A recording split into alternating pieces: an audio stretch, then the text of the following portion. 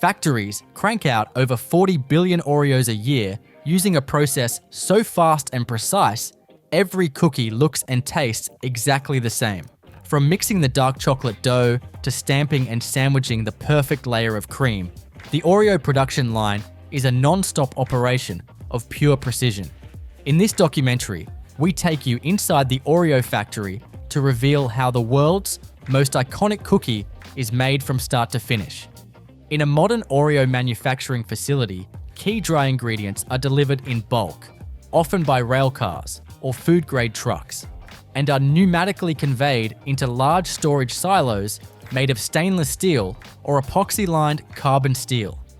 These silos are sealed from air and moisture and are connected to the factory's central control system. The main dry ingredients include unbleached, enriched wheat flour, processed cocoa powder, granulated sugar, and minor dry components like baking soda and salt. Each of these materials is handled in its own silo or hopper, and automated augers or vibratory feeders dispense precise quantities into batch weighing hoppers. These hoppers sit on load cells, sensitive scales that can measure down to a fraction of a gram.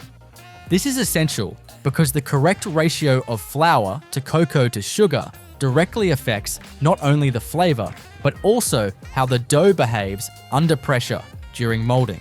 If the cocoa content is even slightly too high, for instance, the dough may become too brittle and crack during forming. If it's too low, the wafers may bake up too soft, losing the crisp snap that defines an Oreo. Once the dry materials are batched, they are conveyed into a pre-mixing chamber. At this stage, powdered ingredients are briefly tumbled together to ensure initial homogeneity before liquids are added. Then it's time for the liquid components to enter the system. These include vegetable shortening, often a blend of palm and canola oil, along with a sugar syrup or glucose solution, invert sugar, lecithin, and vanillin or other flavoring agents. The fats and liquids are stored in temperature-controlled tanks and are metered into the mixer through heated pipes. The temperature of the fats is critical. Too cold and they won't disperse evenly. Too hot and they could melt too aggressively, breaking down the emulsion and affecting dough integrity. All of these components are combined in large jacketed horizontal mixers or double sigma arm batch mixers. These mixers are chosen for their ability to handle heavy, cohesive doughs while still ensuring thorough dispersion. Inside the mixer, paddles or blades knead the dough continuously, folding and stretching it to develop a uniform texture. The mixer operates under a specific time and speed profile, starting slow to incorporate the dry and wet components, then increasing speed to blend, then finishing with a gentle knead to avoid overworking the dough. The goal here is a dough that's soft but not sticky, cohesive but not tough. Sensors inside the mixing chamber monitor temperature and torque, two key indicators of dough readiness. If the dough becomes too warm from friction, it can become greasy and difficult to form clean edges in the molding machines. If it's undermixed, the ingredients won't be uniformly distributed, and inconsistencies in cookie size, color, and bake profile will result later on. Once the dough reaches its target specifications, it's discharged from the mixer through a hydraulically controlled trapdoor at the base of the mixing tank. The dough falls into a dough transport system, typically a set of conveyors or troughs lined with non-stick materials like Teflon or food-grade UHMW polyethylene.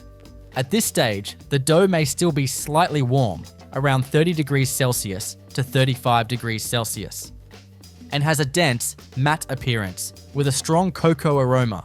Before moving to the forming machines, the dough must undergo a resting period in certain operations. This allows the flour to fully hydrate and any residual gases or trapped air to escape. In high-speed production environments, however, this rest period may be minimized or skipped altogether if the formulation is optimized for immediate processing. This completes the initial phase: ingredient intake, formulation, mixing, and dough discharge. Each step up to this point is carefully controlled by recipe management software that ensures no human error can affect batch consistency. Recipe locks, scanner-based operator identification, and redundant scale verification ensure each batch of Oreo wafer dough is made precisely to the specifications required to perform flawlessly in the next stage of the journey, shaping and embossing.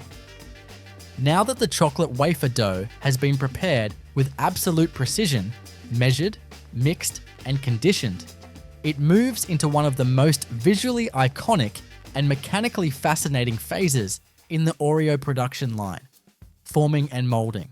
This step takes the dense, cocoa-rich dough and transforms it into thousands of uniformly sized, detailed cookie wafers, each embossed with the distinctive Oreo pattern. This is not simply cutting shapes out of dough, it's a highly engineered, high-speed process where consistency in shape, thickness, and surface detail must be maintained across millions of units every day. The freshly prepared dough is conveyed to a hopper positioned above a sheeter. This sheeter is a wide, stainless steel roller assembly that flattens the dough into a uniform sheet of specific thickness. The dough moves between a set of rollers, typically 2 or more steel cylinders calibrated to exact tolerances that compress it to the target height. For Oreo wafers, the final sheet is quite thin, often around 3 to 4 millimeters, with a consistent density and moisture distribution. Getting this thickness right is critical. If the sheet is too thick, the cookie may not bake evenly or could become too brittle. Too thin, and the cookies may crack, burn, or crumble during sandwiching. Sensors measure the thickness of the sheet continuously using laser or ultrasonic gauges. If deviations are detected, servo-driven actuators automatically adjust roller spacing to maintain precision. The sheeter also includes edge trimmers, small, motorized blades that cut off uneven or frayed edges of the dough sheet to keep the line uniform. The trimmed edges are collected by a scrap recovery system and reintroduced into the mixing system, minimizing waste without compromising freshness or quality. Once the dough sheet is perfected, it enters the rotary molder. This machine is central to the Oreo brand's identity, as it forms the shape, size, and embossed design of each cookie wafer. The rotary molder consists of 2 primary components, a rotating die roller and a pressure roller. The die roller is a cylindrical drum engraved with multiple cavities, each one precisely carved with the Oreo design. These cavities aren't just cosmetic. Their depth and contour dictate the final relief of the cookie surface. As the dough sheet passes between the die roller and pressure roller, each cavity punches into the dough, compressing it into shape and imprinting the Oreo design. The pressure roller, covered in food-safe rubber or polymer, pushes the dough up into the die cavities, ensuring a clean, complete mold. As the die drum continues rotating, the shaped wafers are extracted by a combination of mechanical pushes and vacuum assist systems, which gently remove the cookies from the cavities without smudging the design. These freshly molded cookie wafers are then transferred onto a wide mesh conveyor belt in a continuous, uninterrupted line. Each wafer is spaced evenly to allow for proper airflow in the next phase, baking. Meanwhile, the excess dough surrounding the cutouts, known as webbing, is carefully separated and sent back through the scrap system. This recovery loop is highly efficient, capturing nearly 100% of the unused dough and returning it to the mixer via chilled transport belts. To ensure product consistency, reworked dough is blended at a fixed percentage into fresh dough, preventing any changes in texture, flavor, or moisture that might result from over-processing. As the line of uniform, molded Oreo wafers advances, they approach the baking tunnel, one of the most thermodynamically sophisticated parts of the facility. The tunnel oven is a massive structure, often exceeding 30 meters in length, segmented into multiple temperature-controlled zones. Each zone is precisely tuned to manage the gradual dehydration and expansion of the cookie, ensuring even baking from edge to center. The ovens use convection, conduction, and in some cases, radiant heat, depending on the equipment manufacturer and regional factory specifications. The cookie wafers bake as they travel slowly through the tunnel, typically for a duration of 4 to 6 minutes. Conveyor speed, airflow rate, and internal oven temperatures are continuously adjusted via programmable logic controllers that interface with sensors monitoring internal humidity, surface temperature, and even color of the baking cookies using infrared imaging systems. The target bake is one where the cookie becomes crisp and fully set while retaining a slight moisture gradient at its core, enough to ensure it sandwiches cleanly without shattering, and holds up in milk without becoming soggy too quickly. Another crucial parameter monitored at this stage is cookie spread and diameter. Because the molded wafers expand slightly as they bake, their final size must fall within a fraction of a millimeter to ensure they'll match perfectly with their paired half during sandwiching. Edge blowout, where cookies develop uneven bulges or bubbles, is prevented by careful control of initial dough temperature, mold compression depth, and oven humidity during the first baking phase. As the cookies exit the oven, they are immediately passed through a staged cooling system. This phase is designed to gently bring the cookies from their internal post-bake temperature of roughly 160 degrees Celsius down to ambient room temperature. Cooling too quickly can cause the wafers to crack, warp, or experience checking, tiny surface fractures that affect aesthetics and structural integrity. To avoid this, the conveyor slowly moves the wafers through a series of cooling zones with progressively decreasing airflow temperatures. High-volume fans push filtered, dehumidified air over the wafers in a cross-flow pattern that cools them evenly on all sides. By the time the wafers reach the end of the cooling tunnel, they are firm, crisp, and at a stable moisture level, typically around 1.5% to 2%. This ensures maximum shelf life, a satisfying crunch, and ideal compatibility with the creme filling in the next phase of production. They are now ready for alignment and pairing. Wafers are automatically aligned into dual streams using diverters and channeling guides. Conveyor belts equipped with vision systems scan for defects such as missing embossing, chips, discoloration, or breakage. These systems use high-speed cameras and AI-assisted pattern recognition to detect any imperfections in milliseconds. Rejected cookies are diverted to a waste collection hopper, and approved wafers continue forward to the sandwiching stage. With the Oreo chocolate wafer cookies fully formed, baked, and cooled, the production line now transitions into one of the most iconic and mechanically synchronized parts of the process: sandwiching. This stage involves the precise alignment of two delicate wafer halves around a carefully deposited swirl of creme filling, forming the complete Oreo cookie as we know it.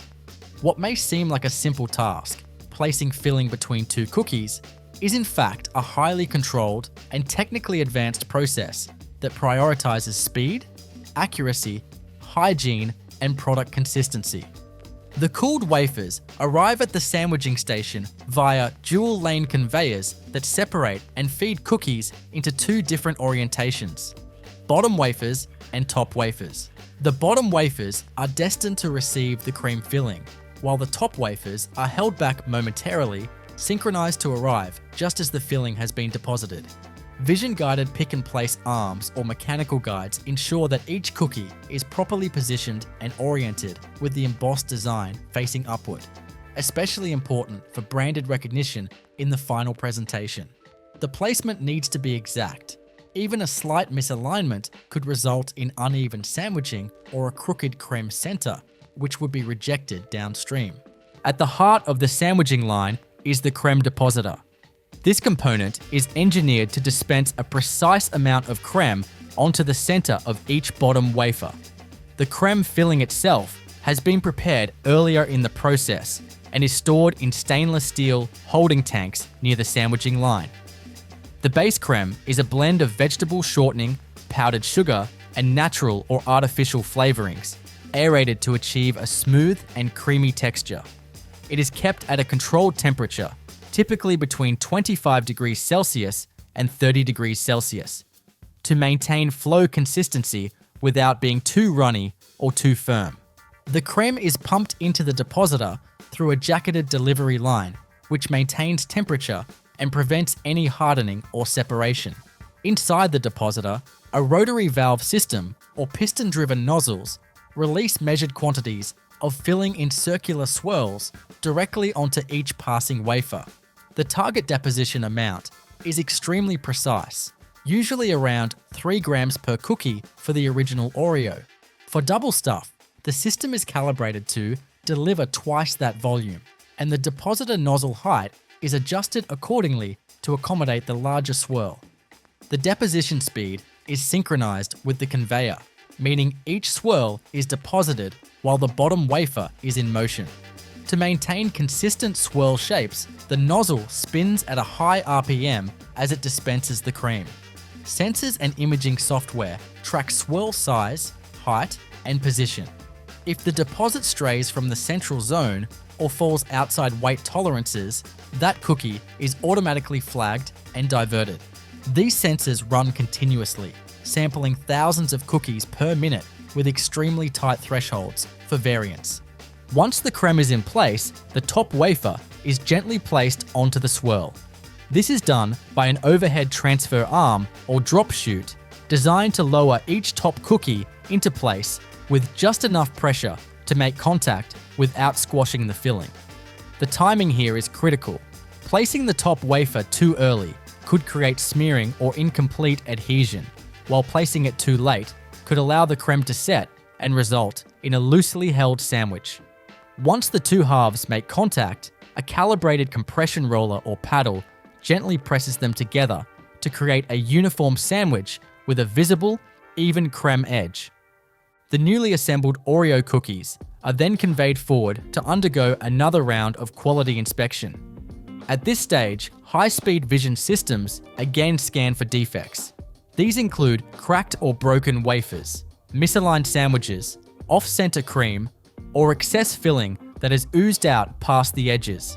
Cookies that fail to meet standards are ejected via pneumatic pushers or retractable gates, landing in separate bins for non-conforming product.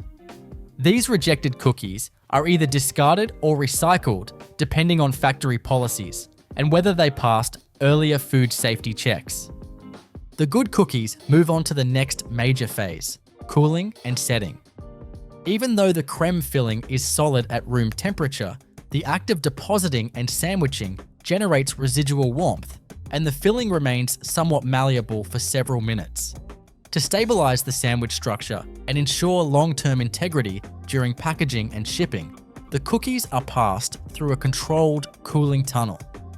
This tunnel gradually brings the product's temperature down to a stable point, typically just below ambient, which firms up the cream and locks in the sandwich's structural cohesion. As cookies exit the cooling tunnel, they are directed toward the packaging line. Here, the cookies are grouped and arranged into stacks or rows depending on the intended package format, whether it's a classic tray-style retail pack, a resealable pouch, a single-serving sleeve, or a multi-pack unit. For traditional packs, the cookies are guided into channels that group them into stacks, typically of 3 or more, which are then lowered into thermoformed plastic trays by robotic pick-and-place units. These trays help protect the cookies from damage and keep them organized for end-user convenience. Parallel to this, packaging film, pre-printed with branding, nutritional labels, and product information, is unwound from large rolls and fed into a form-fill seal machine. As the cookie-filled trays pass through the machine, the film is wrapped around the product, heat-sealed on all sides, and trimmed to size. Oxygen scavengers or desiccants may be inserted for freshness in some markets, depending on climate and shelf life requirements. For resealable packs, a Ziploc or peel-back adhesive strip is applied as part of the film sealing process, ensuring that consumers can open and close the package without reducing freshness. Each package unit is printed with a lot number, manufacturing date, facility code, and expiration date using high-speed thermal inkjet or laser printers. These codes enable full traceability and are cross-referenced with the production batch data stored in the factory's ERP system. From mixing and molding to creme filling and sealing, every step of the process can be traced back to specific machines, operators, shift schedules, and ingredient batches, an essential feature for food safety compliance and recall readiness. Once sealed, packages are conveyed to automated case packers. Here, robotic arms load the wrapped units into corrugated cardboard cartons, which are then glued or taped shut. These cartons are palletized according to preset patterns that optimize load stability and cube efficiency for shipping. Pallets are wrapped with stretch film, labeled with shipping barcodes and inventory data, and routed to the warehouse staging area. At this point, the Oreo cookies have completed their physical transformation from separate cocoa wafers and creme filling into a polished, fully packaged, ready-to-ship product. But before they leave the factory, they undergo a final quality audit.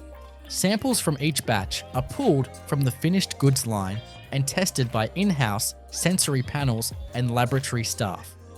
Taste, texture, aroma, appearance, and moisture content are evaluated to ensure that the product not only looks perfect, but delivers the consistent flavor and mouthfeel that Oreo is known for.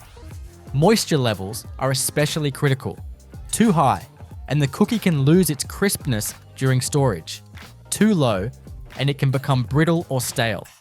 Texture analyzers apply mechanical pressure to the cookies to evaluate crunch resistance and breaking force, while gas chromatography is used to verify flavor compound profiles. Packaging integrity tests include drop tests, seal strength verification, and temperature cycling simulations that mimic transport and storage conditions across various markets. Once these final inspections are passed, the cookies are released for distribution. Pallets are loaded into climate-controlled trucks or containers, routed through regional distribution centers, and ultimately arrive at retail outlets, vending networks, or direct-to-consumer channels. With the Oreo cookie now fully assembled, inspected, packaged, and palletized, the final phase of the in-factory process is dedicated to the logistics, storage, inventory control, and outbound quality assurance systems that prepare the product for global distribution. While it may seem like the technical complexity is behind us, this stage involves its own set of sophisticated workflows designed to ensure that every package remains pristine, traceable, and shelf-stable for months after production, regardless of whether it ends up in a small, rural convenience store or a high-volume urban supermarket. The finished pallets of Oreos are moved from the end-of-line palletizing systems into a dedicated finished goods warehouse. This space is part of the factory complex, but isolated from production to prevent cross-contamination and maintain temperature and humidity stability. Oreo cookies, especially those with creme fillings, are highly sensitive to environmental changes. Excessive heat can soften the filling or compromise the packaging seal, while high humidity can cause moisture migration into the wafer, leading to loss of crispness. To combat these risks, the warehouse is maintained at a tightly regulated temperature, typically between 18 degrees Celsius and 22 degrees Celsius, with relative humidity kept under 50%. The facility is segmented into climate zones for different packaging formats, with certain areas reserved for international shipments that may require added humidity resistance or longer storage durations. Air handlers, industrial-grade dehumidifiers, and air filtration systems constantly regulate and cycle the air to maintain these parameters. Even the lighting systems are designed to minimize UV exposure, which could, over time, degrade packaging ink or food contact films. Once inside the warehouse, each pallet is scanned and logged into a warehouse management system, This system is fully integrated with the factory's enterprise resource planning software and allows operators to track not only where each pallet is stored, but exactly what production line, time, and ingredient lot was used to produce its contents. Each pallet label includes a unique serial number, barcode, and QR code that links to this full production history. This traceability is essential not just for internal logistics, but also for compliance with food safety regulations around the world, which require manufacturers to be able to track every product from raw ingredient to final point of sale. The WMS automatically arranges pallets by product type, batch date, and destination. Those scheduled for export may be routed to a separate staging zone where they will be checked for compliance with international packaging laws. Different markets may require translated labels, adjusted nutritional formats, or modified lot codes. Some export destinations also require additional tests, such as microbial swabs or accelerated shelf life sampling, to meet foreign government regulations. These are performed in an adjacent quality control annex, and only upon clearance are these pallets released to outbound logistics. Before any Oreo shipment leaves the facility, it undergoes a final visual inspection for physical damage to packaging, tamper seals, and box integrity. Any visible damage may indicate mishandling during internal transit or weak spots in pallet stability. Operators are trained to look for warped trays, compromised seals, or even small tears in the flow wrap film that could affect product freshness. Should any defect be discovered, that pallet is held for secondary inspection, and depending on severity, it may be repackaged or scrapped entirely. At this point, logistics coordinators use automated routing systems to schedule outbound shipments. These systems factor in geographic location, delivery deadlines, climate conditions, and truck availability. For example, shipments bound for warmer climates during the summer may be prioritized for insulated or refrigerated trucks to prevent the creme from softening. Long-haul shipments may be routed through distribution centers that offer cross-docking or climate-controlled storage to preserve product quality along the supply chain. The loading dock itself is operated with precision. Trucks arriving at the facility must be cleaned, inspected, and approved before any Oreo products are loaded. This includes visual inspection for pests, residue from prior shipments, and confirmation that the trailer temperature is within specification. Only after a truck passes these inspections does the facility open the dock door and begin the loading sequence. Robotic forklifts or human operators load the pallets according to pre-planned diagrams that ensure weight is evenly distributed and product is easily accessible at the destination. Each shipment is logged with time, driver ID, carrier information, route ID, and estimated delivery window. Once loaded, trucks are sealed with tamper-evident locks and dispatched with digital shipping documents, including delivery confirmations and scanned QR codes for receiving teams. The WMS updates the ERP system in real time, closing the inventory loop and marking the batch as shipped. This inventory and logistics traceability is crucial for meeting compliance with global food safety standards like the Global Food Safety Initiative, hazard analysis, and critical control points, and ISO 22000. Even after the Oreo product leaves the plant, the factory remains connected to its life cycle through digital feedback systems.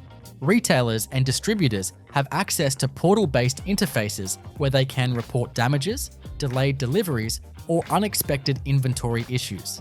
Returned products are scanned upon arrival at reverse logistics zones where factory staff investigate issues, analyze production records, and determine root causes. In cases where errors are found, such as premature staleness, flavor imbalance, or packaging failure, continuous improvement protocols are triggered to address the upstream causes. While these systems function to protect the product, they also feed into a broader factory goal: performance analytics and continuous optimization. The data from every shipment, temperature logs, shipping duration, breakage rates, seal integrity, and even consumer complaints is compiled into dashboards reviewed weekly by production leads, QA managers, and logistics coordinators. These dashboards enable the factory team to track KPIs like OTIF, defect per million rates, inventory turnover, spoilage reduction, and carbon footprint per pallet. Some Oreo plants are moving even further towards sustainability at this stage of production. Cardboard shipping boxes are made with recycled content and are themselves fully recyclable. Pallet wrap films are being downgauged or replaced with biodegradable alternatives. Facilities are experimenting with hybrid electric fleet partnerships or rail transport instead of trucks to reduce emissions. In select markets, even the plastic trays inside Oreo packs have been redesigned for recyclability, and clear labels now inform consumers on proper disposal. The journey of M&M's production begins long before the candies take their familiar shape. It all starts with sourcing the finest raw ingredients, ensuring that only the highest quality materials make their way into the manufacturing process. The primary component of M&M's is chocolate, which requires premium cocoa beans. These beans are cultivated in tropical regions across the globe, primarily in West Africa, South America, and parts of Southeast Asia. The selection of cocoa beans is an extremely meticulous process, as the quality of the beans directly impacts the flavor and texture of the final product. Once the cocoa beans are harvested, they are fermented to develop their rich chocolate flavor. This is a crucial step that involves placing the freshly gathered beans in wooden boxes or spreading them out on banana leaves, where they are covered and left to ferment for several days. During fermentation, the beans undergo chemical changes triggered by naturally occurring bacteria and yeast. This process reduces the beans' natural bitterness and enhances the complexity of their flavor profile. Regular stirring and aeration ensure even fermentation, and expert cocoa farmers monitor the process closely to prevent over-fermentation, which could compromise the beans' quality. After fermentation, the beans are dried under the sun, further intensifying their chocolatey aroma. The drying process can take several days and must be carefully managed to prevent mold growth. The dried beans are then packed into large sacks and shipped to chocolate manufacturers, including those that supply chocolate for M&M's production. Once the cocoa beans arrive at the processing facility, they undergo rigorous quality control checks. Samples are taken from each shipment to assess various characteristics such as bean size, moisture content, and aroma. Any beans that fail to meet the strict standards are discarded or repurposed. The approved beans then move on to the cleaning phase, where they pass through specialized machines equipped with powerful air jets, sieves, and magnets to remove unwanted debris such as dust, stones, and plant matter. The thorough cleaning ensures that only pure cocoa beans proceed to the next stage of the process. With the beans cleaned and sorted, the next step is roasting, a critical phase that brings out the rich, deep flavors of chocolate. The roasting process is highly controlled and varies depending on the desired flavor profile. Beans are placed into large rotating drum roasters, where they are exposed to carefully calibrated heat, typically ranging from 250 to 350 degrees Fahrenheit. The length of roasting time can vary from 30 minutes to over an hour, depending on the type of chocolate being produced. As the beans roast, the heat triggers complex chemical reactions, including Maillard reactions and caramelization, which contribute to the depth and complexity of the chocolate flavor. Roasting is not just about flavor. It also helps loosen the thin outer shell of the cocoa bean, making it easier to separate the nibs, the inner, edible part of the bean, from the husk. Once roasting is complete, the beans are cooled rapidly to halt further cooking. They then move to the winnowing stage, where they are cracked open, and the husks are separated from the nibs using a combination of sieving and airflow.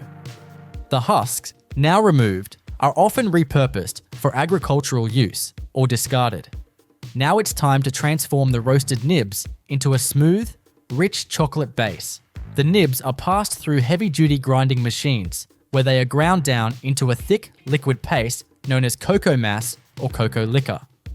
This grinding process generates heat, causing the natural cocoa butter within the nibs to melt and blend with the cocoa solids. The result is a velvety, rich substance that serves as the foundation for all chocolate products, including the chocolate cores of M&Ms. At this stage, the cocoa mass is still quite bitter and lacks the smoothness associated with high-quality milk chocolate. To refine its texture and taste, it is mixed with additional ingredients, including sugar, milk powder for milk chocolate varieties, and more cocoa butter. The exact proportions are carefully controlled to ensure consistency across every batch. The blended mixture is then sent through refining rollers, which grind the chocolate particles to an incredibly fine texture, reducing them to just a few microns in size. This refining step is crucial for ensuring the signature smoothness of M&M's chocolate. But up next, the chocolate must undergo a crucial process known as conching. Conching is an intensive mixing and aeration process that enhances both the texture and flavor of the chocolate. Large, specialized machines equipped with rotating paddles continuously churn the chocolate mixture for several hours, or even days, depending on the manufacturer's specifications. During conching, heat and friction help to evaporate unwanted volatile acids, mellowing the chocolate's flavor and reducing any residual bitterness. This step also ensures that the chocolate reaches an exceptionally fine and uniform consistency, eliminating any remaining graininess. Once conching is complete, the chocolate must be tempered, a carefully controlled process that ensures the chocolate has a stable crystalline structure.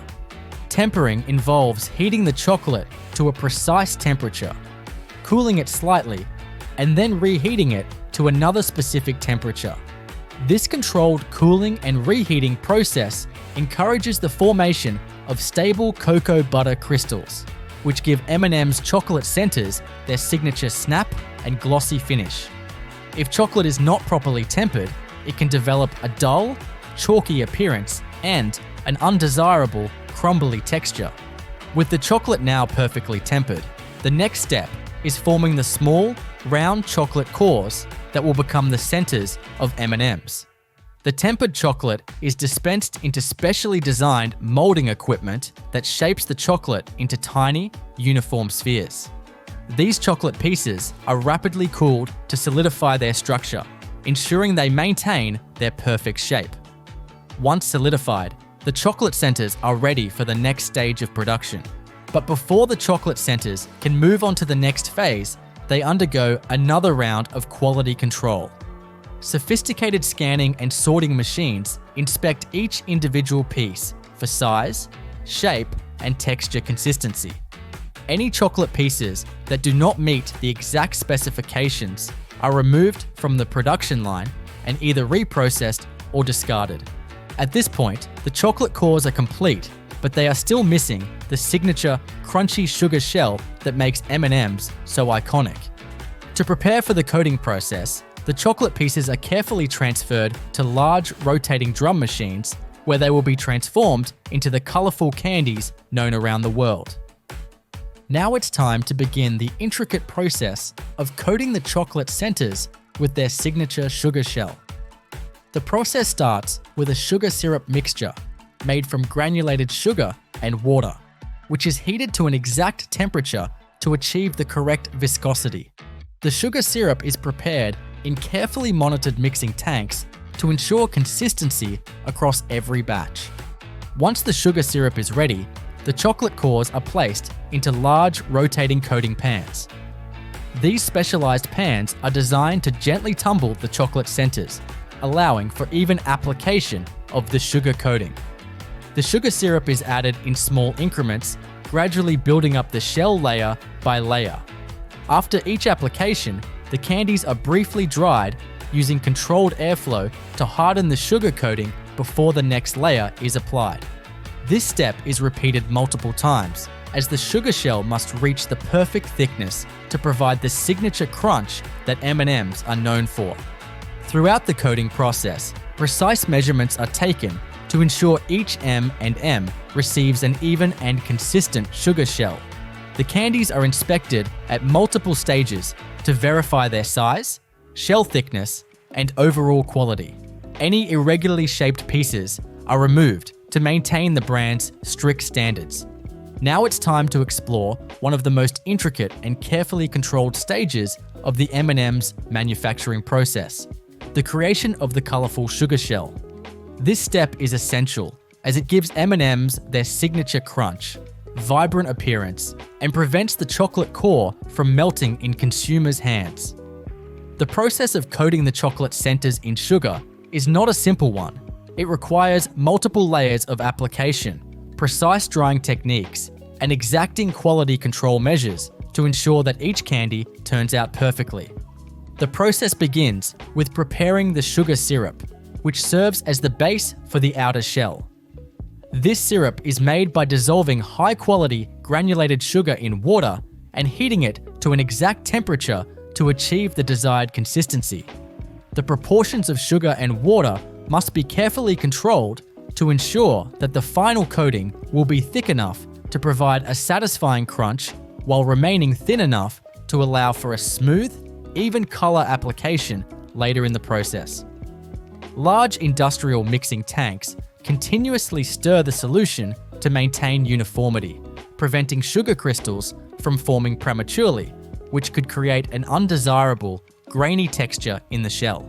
Once the sugar syrup is prepared, the chocolate centers that have been formed and cooled in the previous step are placed into massive rotating coating pans.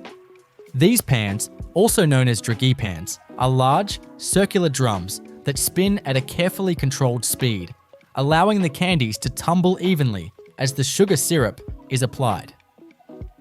The process of coating the chocolate centers in sugar is known as panning, and it is a delicate operation requiring expert control over temperature, humidity, and airflow.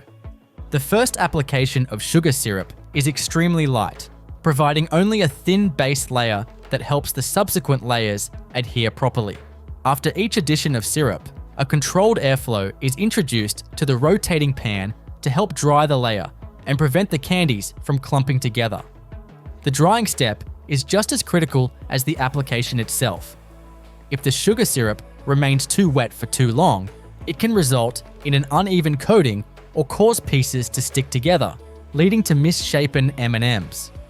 This layering process is repeated multiple times, gradually building up the shell to its final thickness.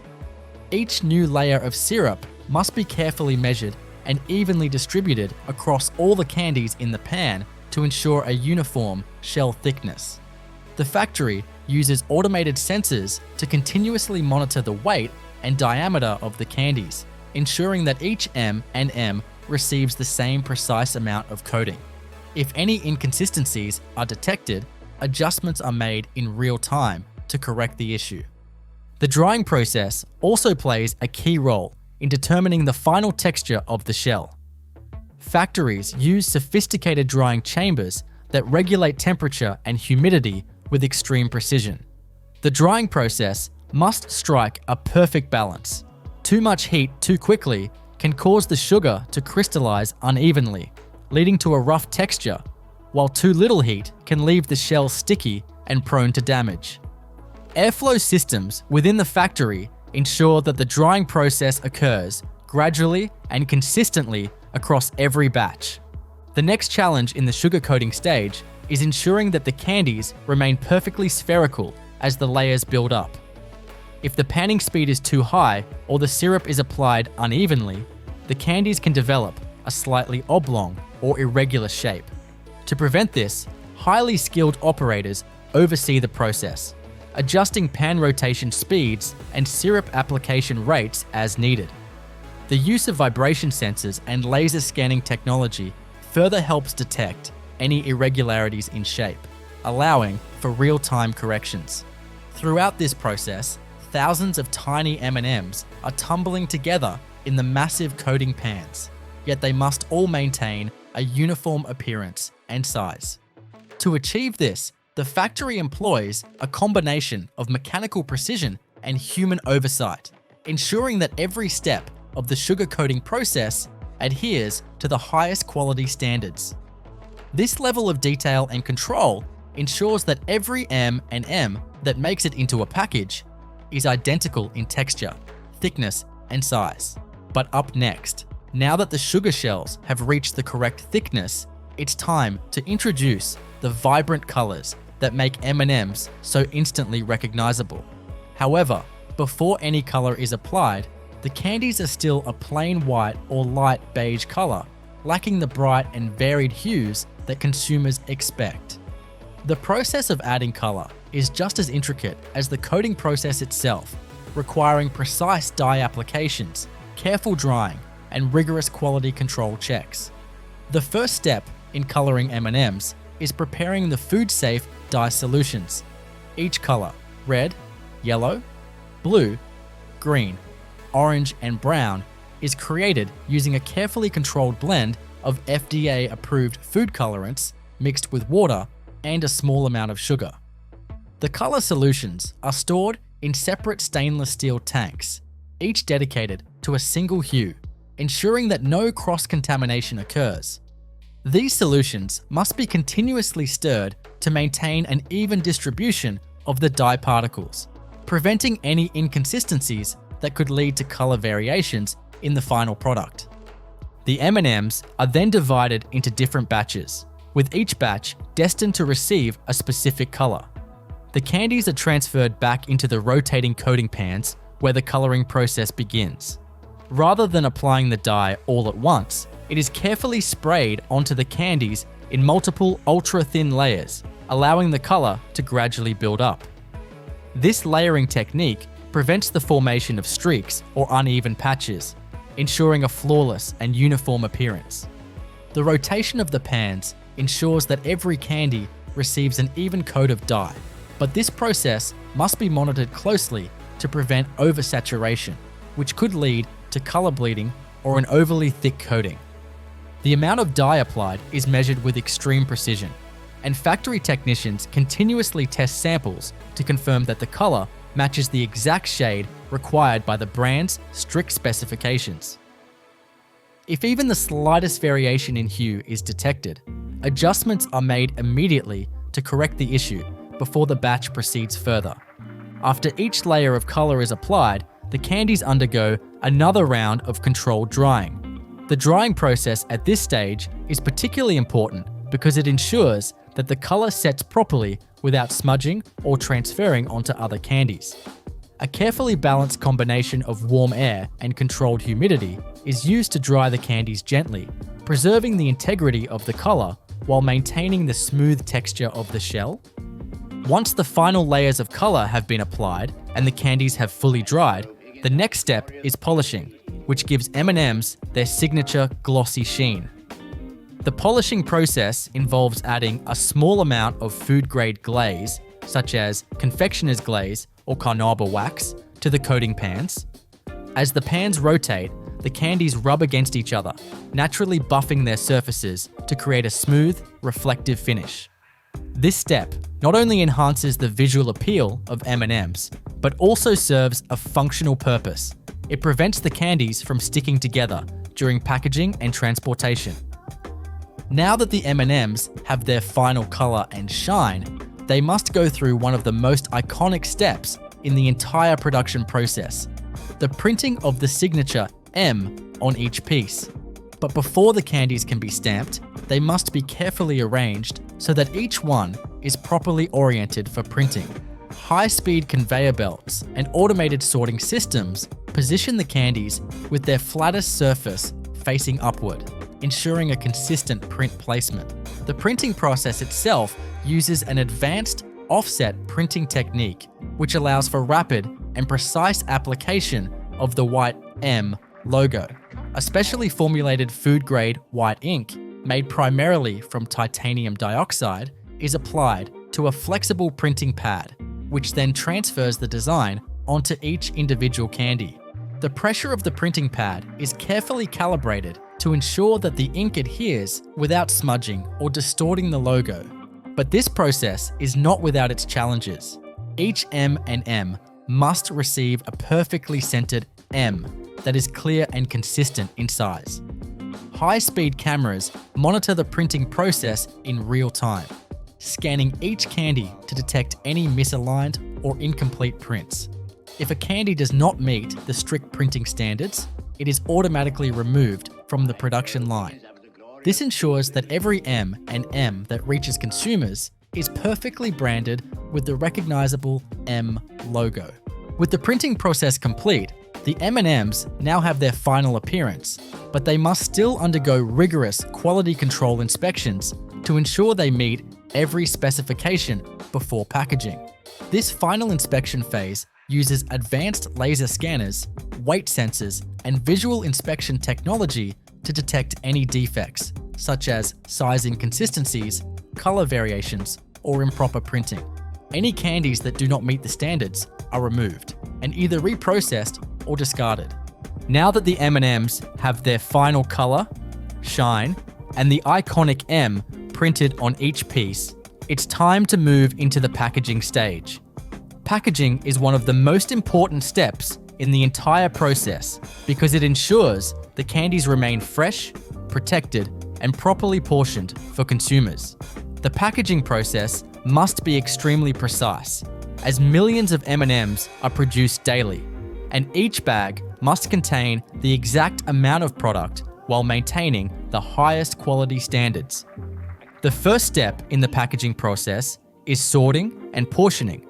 The freshly finished M&Ms are transported from the production area to the packaging lines using specialized conveyor systems designed to prevent damage to the candies. These conveyor belts move the M&Ms in a controlled manner, preventing excessive friction or sudden impacts that could cause the candies to crack or chip. Before the candies reach the filling machines, they must be properly mixed to ensure an even distribution of colors in each package. To achieve this, large rotating drums mix the M&Ms together, creating a balanced blend of all the different colors.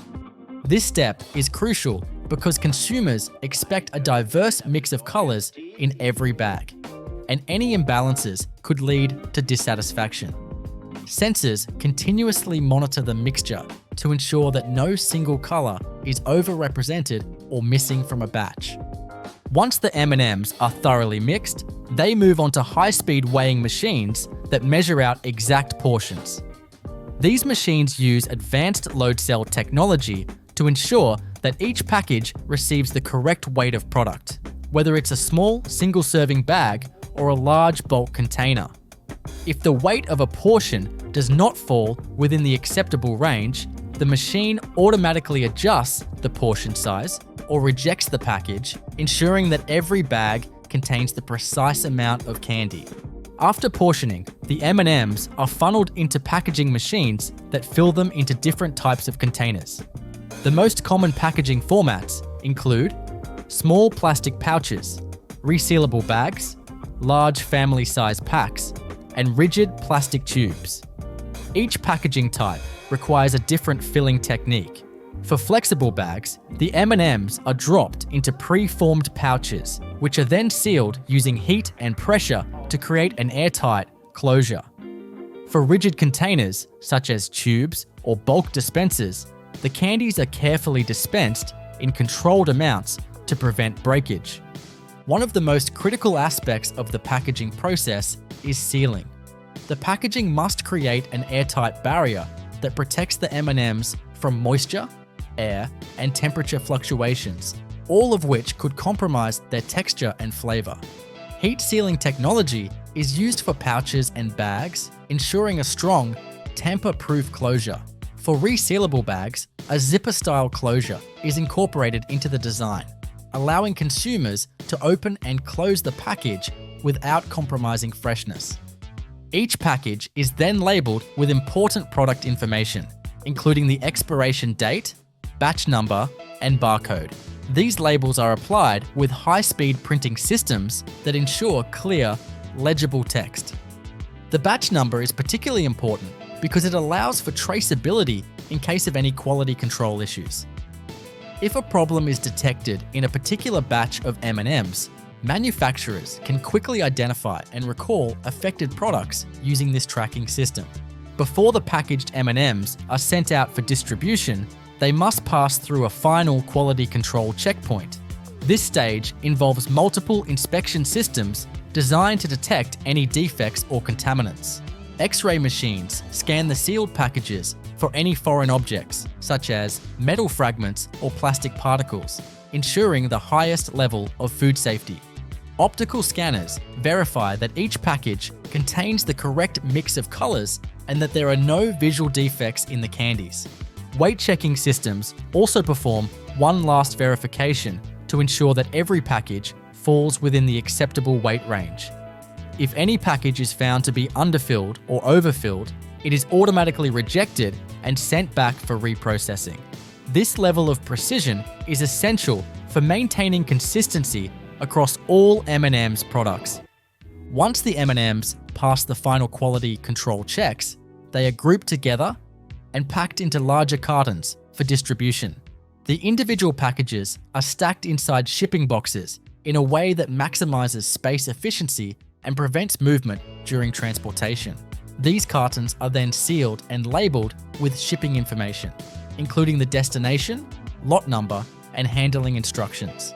Now that the M&Ms are packaged and ready to go, the next step is distribution. The packaged candies are loaded onto pallets and transported to regional distribution centers, where they are sorted based on their final destinations. From these distribution centers, the M&Ms are shipped to retail stores, vending machine suppliers, and online fulfillment centers. The logistics of M&M's distribution are highly optimized to ensure that products reach consumers as quickly and efficiently as possible. Temperature-controlled storage facilities are used to prevent the candies from melting or degrading during transit. This is particularly important in warmer climates, where exposure to high temperatures could cause the chocolate cores to soften and the sugar shells to become sticky. To maintain freshness and ensure a long shelf life, M&Ms are stored in climate-controlled warehouses before reaching store shelves. The shelf life of M&Ms can be up to 12 months, thanks to the airtight packaging and stable sugar shell that protects the chocolate from external factors. Retailers follow strict inventory rotation policies to ensure that the oldest stock is sold first, preventing any expired products from reaching consumers. Once the M&Ms arrive at retail locations, they are displayed in strategically placed sections of stores to maximize visibility and sales. The packaging design plays a key role in attracting consumers with bright colors and clear branding, making M&Ms easily recognizable on store shelves. In addition to traditional retail stores, M&Ms are also sold through vending machines, online retailers, and specialty candy shops. While the journey from raw cocoa beans to finished M&Ms is highly complex, the end result is a candy that is loved by millions of people around the world. The precision, technology, and craftsmanship involved in every step of the manufacturing process ensure that each M&M meets the highest standards of quality and consistency. But the innovation doesn't stop there. M&M's production continues to evolve with advancements in automation, sustainability initiatives, and new product development. For example, Mars, the company behind M&M's, has invested in sustainable cocoa sourcing programs to ensure that the chocolate used in their products is ethically and responsibly sourced. They are also working on reducing the environmental impact of their packaging by exploring recyclable and biodegradable materials. Additionally, new flavors and limited edition M&M's varieties are constantly being developed, requiring modifications to the production process. Whether it's peanut butter-filled M&M's, crispy rice varieties, or seasonal flavors, the core manufacturing process remains the same. But new ingredients and formulations require precise adjustments to maintain the signature M&M's experience. The continuous pursuit of quality and innovation is what has made M&M's one of the most enduring and beloved candies in the world. Every bag, from the smallest single-serving pouch to the largest party-sized container, goes through the same rigorous process to ensure that it meets the expectations of consumers. The process begins with the careful selection and sourcing of raw ingredients. The primary components of Kit Kat bars include wheat flour, sugar, cocoa mass, cocoa butter, milk powder, vegetable oils, and emulsifiers. Nestlé, the brand behind Kit Kat, sources these ingredients from various regions worldwide, ensuring sustainability and adherence to strict quality standards. The cocoa used in Kit Kat is primarily sourced from the Nestlé Cocoa Plan, which promotes sustainable farming practices and fair trade. Once the raw materials arrive at the production facility, they undergo a series of inspections and tests to verify purity, consistency, and compliance with food safety regulations. This includes spectroscopic analysis for contaminants, moisture content testing, and sensory evaluations conducted by trained professionals. Once approved, the ingredients are stored in temperature-controlled silos and dispensing systems. The flour is kept in airtight storage to prevent contamination, while cocoa and milk powder are maintained under controlled humidity conditions to prevent clumping. Automated feeding systems transport these raw materials to the respective processing units, ensuring precise measurement and consistency in formulation. The first major step in Kit Kat production is wafer baking. The signature light and crispy wafer layers are created through a precise blending of wheat flour, water, sugar, and vegetable oils. Large industrial mixers, equipped with programmable logic controllers, ensure thorough mixing to produce a smooth and homogeneous batter. Once mixed, the batter is transferred via pressurized pumps to high-speed continuous wafer baking ovens. These ovens feature rotating baking plates that evenly distribute the batter across the surface, forming thin sheets of wafer. The baking plates operate at carefully controlled temperatures, typically around 180 to 200 degrees Celsius, ensuring uniform texture and color. The baked wafer sheets emerge golden brown and crisp, ready for the next stage. To enhance the crispness, the wafer sheets pass through a controlled cooling system.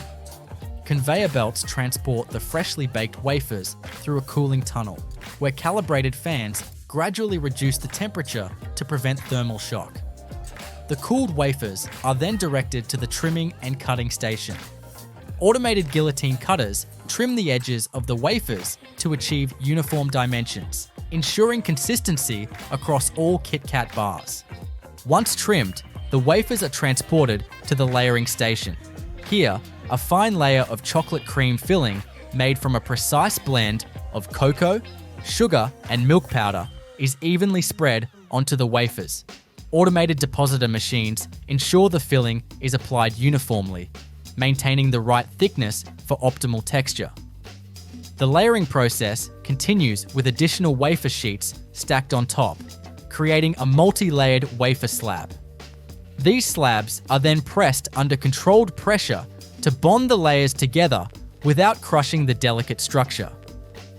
After layering, the wafer slabs proceed to the cutting stage. High-speed rotary or ultrasonic blade systems slice the large wafer sheets into precise rectangular portions, forming the individual Kit Kat fingers. Ultrasonic cutting technology is particularly effective in ensuring clean, precise cuts without generating excess crumbs or damaging the layers. The next crucial step is chocolate enrobing. The enrobing process begins with the preparation of molten milk chocolate, which is produced in large conching machines. These machines continuously grind and blend cocoa mass, cocoa butter, sugar, and milk powder, refining the mixture to achieve a smooth, velvety consistency. The conching process, which can last several hours, helps develop the rich, creamy texture and enhances the flavor profile of the chocolate. Once ready, the molten chocolate is fed into enrobing machines, where Kit Kat fingers pass through a curtain-like flow of chocolate. These enrobers ensure complete coverage, with excess chocolate removed using controlled air jets and vibrating conveyors.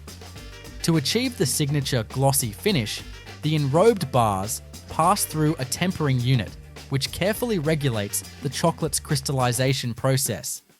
This involves a precise cycle of heating, cooling, and reheating to stabilize the cocoa butter crystals, preventing bloom and ensuring a smooth, even texture.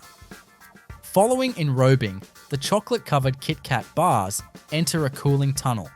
This tunnel, equipped with multi-zoned cooling technology, gradually reduces the temperature in stages to solidify the chocolate coating without causing cracks or condensation. The cooling process is carefully monitored using infrared sensors to maintain consistency. Once the chocolate is fully set, the Kit Kat bars move to the quality control and inspection stations. Advanced vision inspection systems, equipped with high-resolution cameras, scan each bar for defects, such as uneven coating, improper sizing, or misaligned layers. Bars that do not meet quality standards are automatically rejected by robotic sorting arms and sent for reprocessing. Additional quality checks include weight verification, moisture content analysis, and sensory testing conducted by trained specialists. After passing inspection, the Kit Kat bars are transported to high-speed wrapping machines. Individual bars are wrapped in foil or plastic film using heat sealing technology, ensuring airtight packaging that preserves freshness. These wrapped bars are then grouped into multi-packs, which are subsequently boxed using robotic case packers. The packaging design is carefully printed with product details, barcodes, and branding elements before final sealing. The packaged Kit Kat bars are then palletized for distribution. Automated palletizing systems stack the boxes onto pallets in a precise arrangement to optimize space utilization during transportation. These pallets are shrink-wrapped for stability and loaded onto temperature-controlled trucks for delivery to distribution centers worldwide. The logistics process is carefully coordinated to ensure timely delivery, with real-time tracking systems monitoring shipments from factory to retailer. Throughout the entire production process, extensive quality control measures are in place to uphold product integrity. Each batch undergoes rigorous laboratory testing, including microbiological screening, allergen testing, and texture analysis. Data from all processing stages is logged in automated tracking systems, allowing full traceability and compliance with food safety regulations. While the fundamental principles of Kit Kat production remain consistent across different manufacturing plants, regional variations may exist to cater to local tastes and preferences. For example, Kit Kat flavors such as matcha green tea, strawberry, and sake are produced in Japan using specialized formulations. Some factories may also incorporate alternative chocolate blends, varying cocoa content to suit market demands.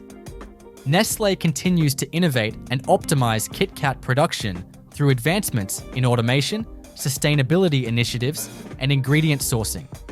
Modern factories are increasingly utilizing AI-driven quality control systems, energy-efficient processing equipment, and eco-friendly packaging solutions to reduce environmental impact. With continuous improvements in manufacturing technology, Kit Kat remains a global favorite, offering consumers a consistently delightful chocolate experience in every bite. Mars bars, one of the most iconic chocolate confections in the world, are produced in highly sophisticated manufacturing facilities designed to ensure consistency, efficiency, and quality at every step of the process. The production of Mars bars involves multiple intricate stages, from sourcing and processing raw ingredients to forming, enrobing, cooling, and packaging the final product.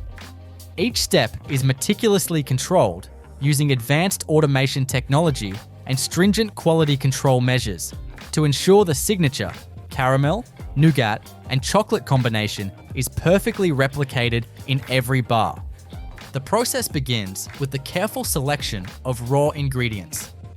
The main components of a Mars bar include sugar, cocoa mass, cocoa butter, skimmed milk powder, whey powder, palm fat, glucose syrup, lactose, milk fat, and egg whites. These ingredients are sourced from trusted suppliers and undergo rigorous quality assurance checks upon arrival at the factory. Sugar, which plays a crucial role in both the nougat and caramel layers, is stored in large silos, where it is kept dry and free from contamination. Cocoa products, including cocoa mass and cocoa butter, are stored in climate-controlled environments to prevent degradation. Dairy ingredients, such as skimmed milk powder and whey powder, are tested for purity and consistency before use. Once the raw ingredients are approved, the first major stage in Mars bar production is the creation of the nougat layer. Nougat is a key structural component of the bar, providing a soft, chewy texture that contrasts with the caramel and chocolate. The nougat making process begins in large industrial mixing tanks, where a combination of sugar, glucose syrup, and water is heated to create a syrup.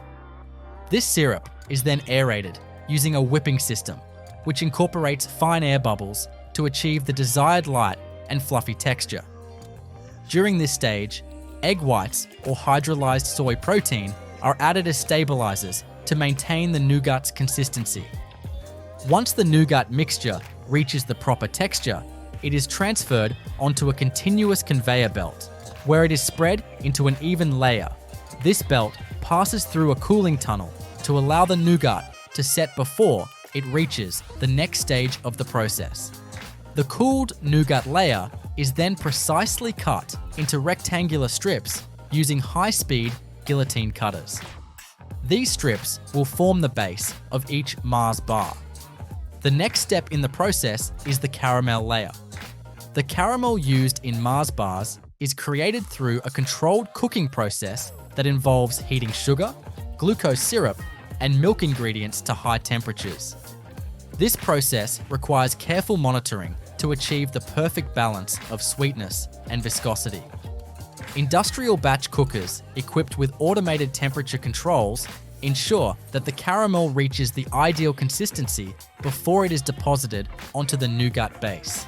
The caramel is applied as a continuous sheet over the nougat layer, ensuring even distribution and uniform thickness. Once the caramel is applied, the combined nougat and caramel layers proceed through a controlled cooling tunnel, where the temperature is gradually reduced to allow the caramel to set without becoming too hard or sticky. This ensures that the layers remain cohesive and easy to cut in the next stage of production. After cooling, the layered nougat and caramel sheets are fed into an automated cutting system, which uses precision blades to slice them into individual bar-sized portions. These freshly cut bars are then transported via conveyor belts to the enrobing station, where they receive their final chocolate coating. The enrobing process is a critical step in Mars bar production, as it gives the bars their signature smooth milk chocolate exterior. The chocolate coating is made from a blend of cocoa mass, cocoa butter, sugar, and milk powder, which is carefully tempered to achieve the perfect texture and glossy finish. The tempering process involves heating and cooling the chocolate in a controlled manner to ensure the cocoa butter crystals form a stable structure, preventing fat bloom and ensuring a smooth mouthfeel. At the enrobing station, the cut nougat and caramel bars pass through a curtain-like waterfall of molten chocolate, which fully coats them. Excess chocolate is removed using controlled air jets and vibrating conveyors to ensure an even layer without excessive buildup. Some factories use a two-stage enrobing process, where an initial thin layer of chocolate is applied as a base coat before the final, thicker chocolate layer is added. After enrobing, the chocolate-covered bars enter a multi-zone cooling tunnel, which gradually reduces their temperature in controlled stages. This cooling process allows the chocolate to set properly without developing cracks or a dull surface. The bars emerge from the cooling tunnel with a perfectly set chocolate shell, ready for the final stages of quality control and packaging. Quality control is a fundamental part of Mars bar production, ensuring that only bars meeting strict standards reach consumers. Automated vision inspection systems equipped with high-resolution cameras scan each bar for defects such as uneven coating, misshapen forms, or inconsistencies in size. Bars that do not meet the required specifications are automatically rejected and sent for reprocessing. Additional quality control measures include weight checks using precision weighing systems, texture analysis, and sensory evaluations conducted by trained specialists. Once the bars pass quality inspection, they proceed to the packaging area, where high-speed wrapping machines individually wrap each bar in foil or plastic film.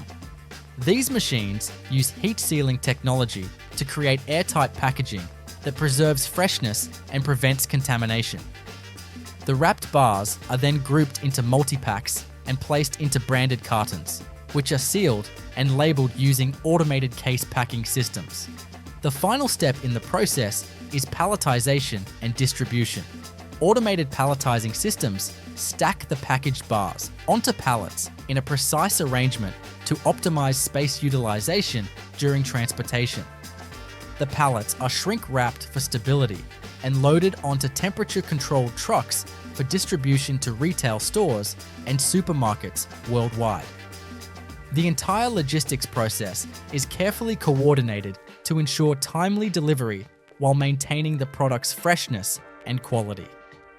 Throughout the entire manufacturing process, Mars maintains stringent quality control and food safety standards.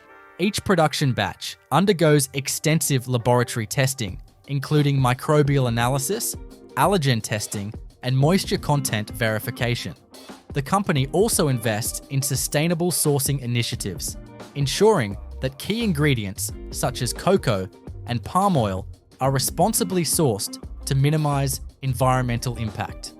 Different Mars manufacturing facilities may incorporate slight variations in processing techniques based on regional ingredient availability, consumer preferences, or proprietary formulations. Some facilities may use alternative chocolate blends with varying cocoa content to cater to specific markets, while others may modify the nougat formulation for textural differences.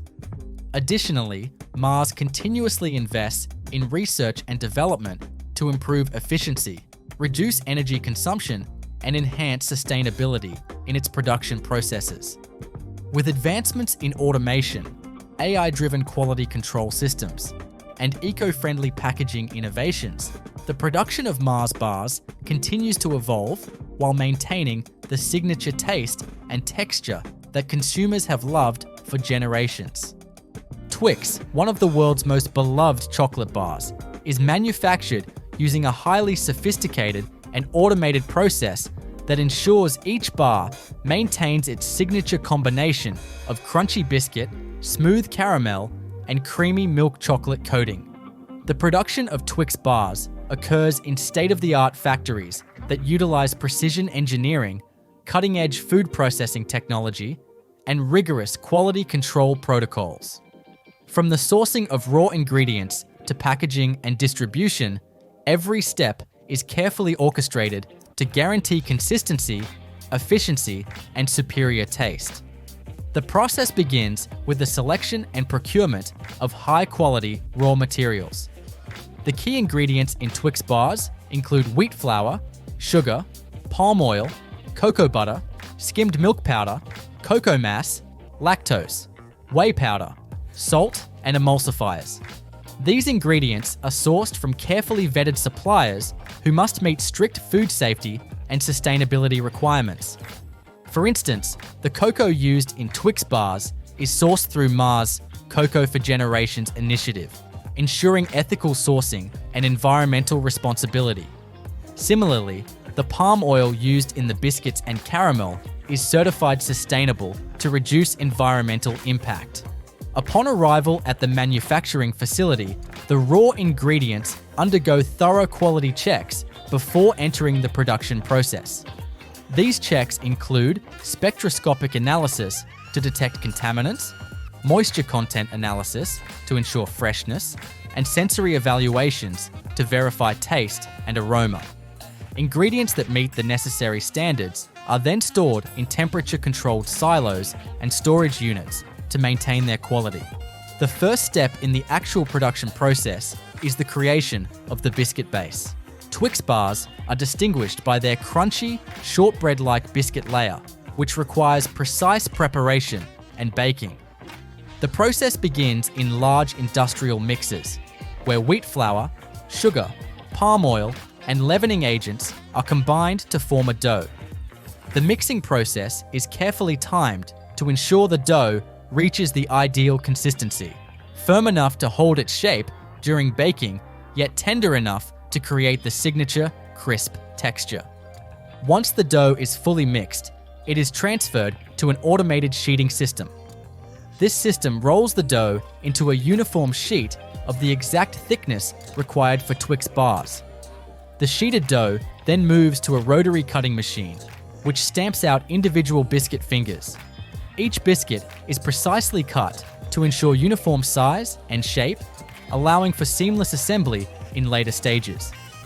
The cut dough pieces are placed onto conveyor belts and transported into a large industrial baking oven. These ovens operate using a continuous baking system, where the biscuit fingers travel through different heat zones that gradually bake them to perfection. The baking temperature is carefully controlled, typically ranging between 180 to 200 degrees Celsius, 356 to 392 degrees Fahrenheit, ensuring that each biscuit is evenly baked to a golden brown. Advanced infrared sensors monitor the biscuits throughout the baking process, ensuring uniformity in color, texture, and moisture content. Once fully baked, the biscuits pass through a cooling tunnel that gradually reduces their temperature, preventing cracking or breakage. Next, the caramel layer is prepared. The caramel used in Twix bars is made from a precise blend of sugar, glucose syrup, milk, and butter. This mixture is heated in large stainless steel batch cookers, where it undergoes controlled caramelization. The temperature and cooking time are crucial in achieving the perfect consistency, thick enough to stay in place on the biscuit, but soft enough to deliver a smooth, chewy texture. Once the caramel reaches the desired consistency, it is transferred to a continuous depositor system. This machine evenly dispenses a uniform layer of caramel onto each biscuit. The caramel application must be carefully controlled to ensure consistency in thickness across all bars. Any inconsistencies could lead to difficulties in chocolate enrobing or affect the final texture. With the caramel applied, the bars move along the conveyor belt to a cooling station, where they pass through a controlled cooling tunnel. This tunnel gradually reduces the temperature of the caramel, allowing it to set properly while maintaining its soft, chewy texture. After cooling, the caramel-coated biscuits are ready for the enrobing process, where they will be covered in rich milk chocolate. The enrobing process is one of the most critical steps in Twix production. The milk chocolate coating is prepared in large conching machines, which continuously grind and refine cocoa mass, cocoa butter, sugar, and milk powder. This process enhances the texture and flavor of the chocolate, ensuring a smooth, creamy consistency. The chocolate is then tempered, a controlled heating and cooling process that stabilizes the cocoa butter crystals. Proper tempering is essential to achieving the signature glossy finish and preventing fat bloom, white streaks that can appear on improperly tempered chocolate. At the enrobing station, the caramel-topped biscuits pass through a continuous chocolate waterfall. This ensures that each bar is fully coated in an even layer of chocolate. Any excess chocolate is removed using controlled air jets and vibrating conveyors, which help distribute the chocolate evenly without excessive buildup. Some factories employ a two-stage enrobing process, where a thin base coat of chocolate is applied first to ensure better adhesion before the final, thicker chocolate layer is added. Once the bars are coated, they enter a multi-zone cooling tunnel. This tunnel is divided into different temperature zones that gradually reduce the temperature, allowing the chocolate to set perfectly without cracking or becoming dull. The bars emerge from the cooling tunnel with a firm, glossy chocolate coating, ready for the next stage of production. Quality control is a top priority at every stage of Twix production. After cooling, the bars pass through a series of automated inspection systems.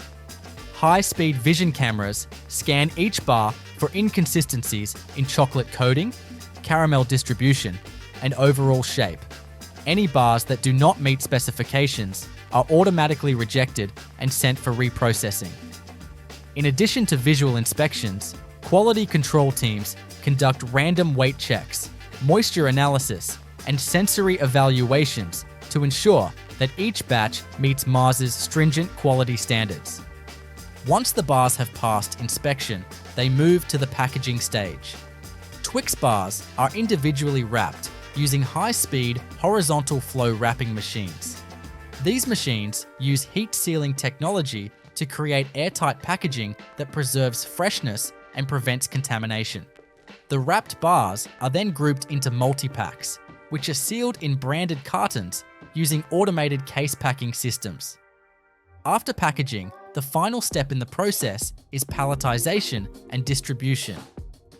Robotic palletizing systems stack the packaged bars onto pallets in precise arrangements, optimizing space for transport.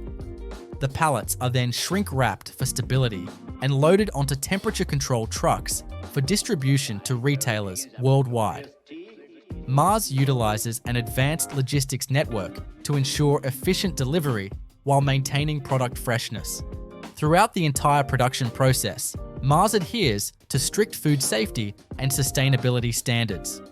Each batch undergoes rigorous laboratory testing, including microbiological analysis, allergen testing, and texture verification.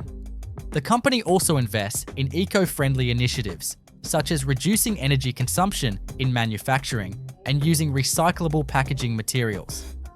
Different Mars factories may employ slight variations in processing techniques based on regional ingredient availability and consumer preferences.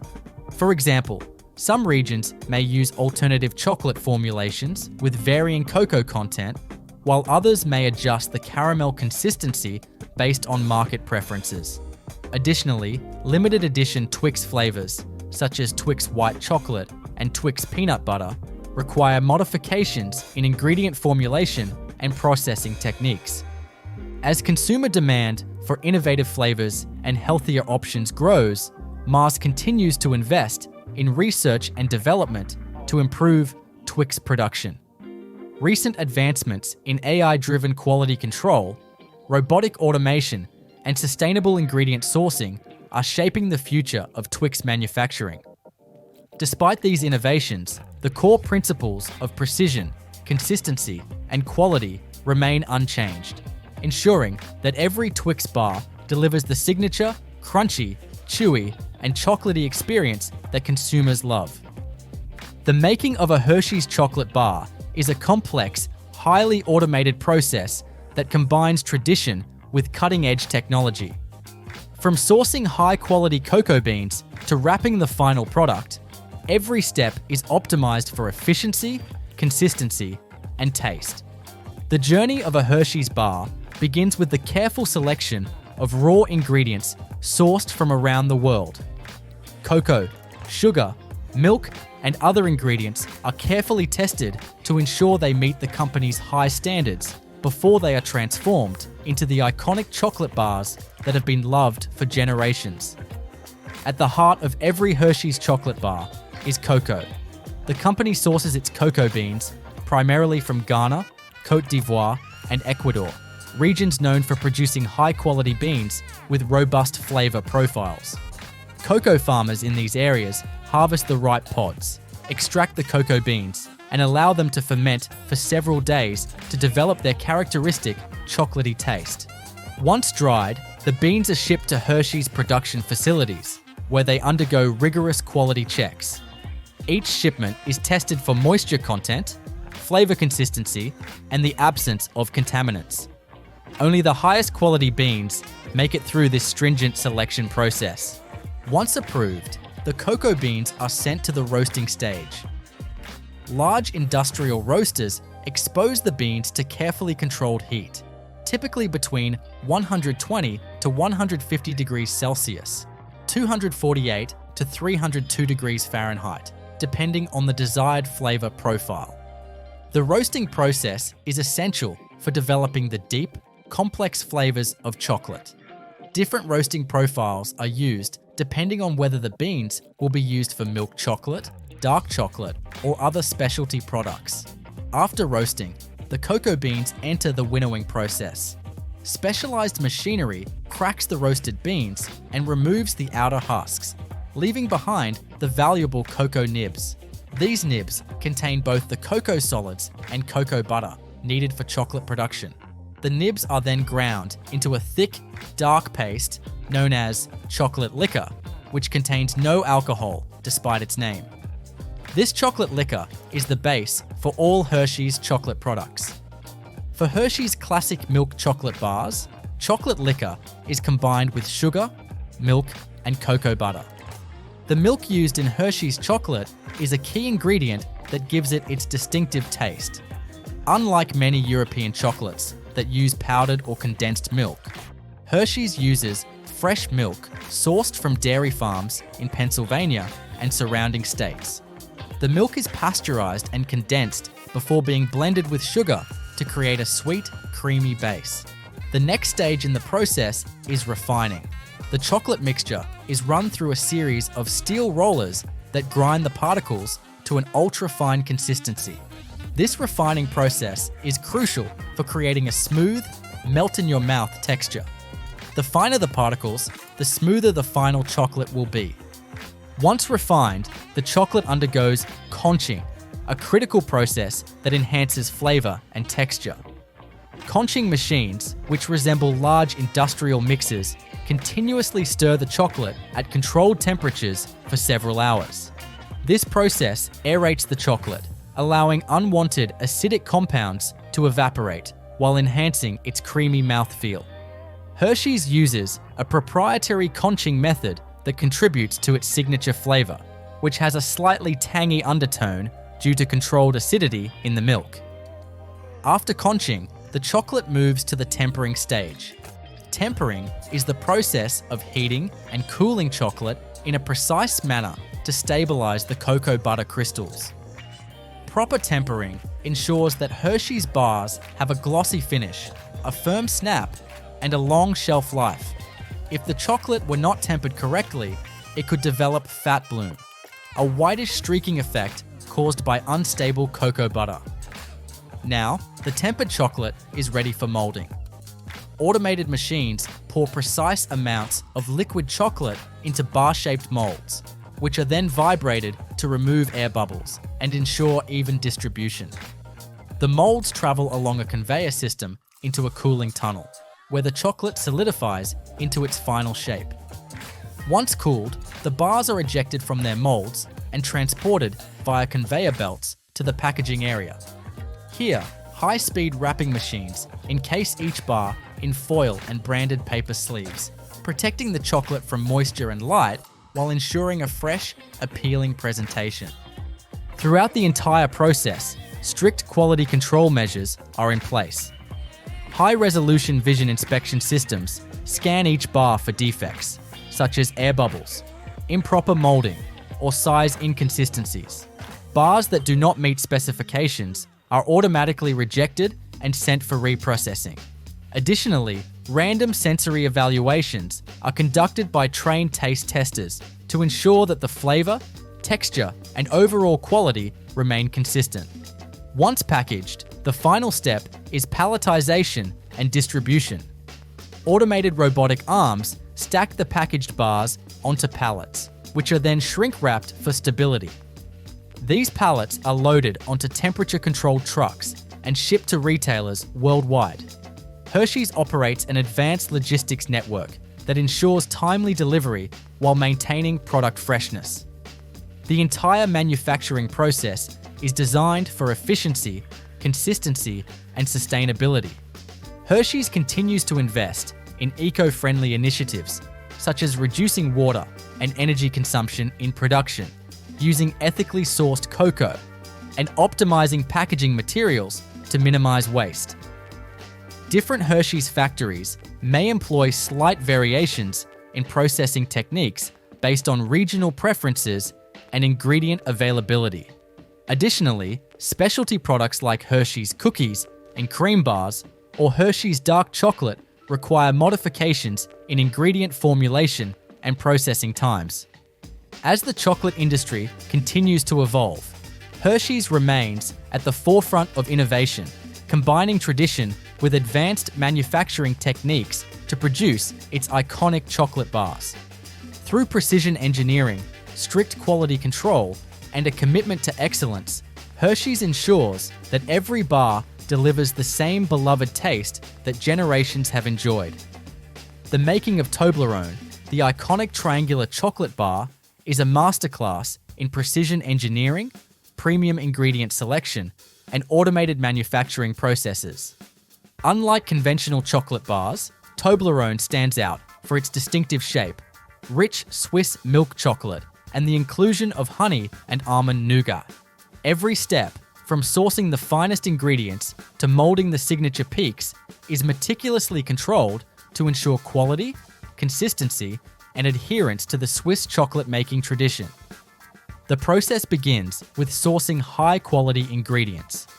Toblerone's signature flavor comes from its carefully selected components: Swiss milk, sugar, cocoa mass, cocoa butter, honey, almonds, and egg whites. The milk, sourced from Swiss dairy farms, is a critical ingredient that contributes to the creamy texture. The cocoa is sourced from sustainable farms in Ghana and Ecuador, where beans are hand-harvested, fermented, and dried under strict quality control measures. Almonds are procured from select suppliers, ensuring they meet the required standards of size, flavor, and crunch.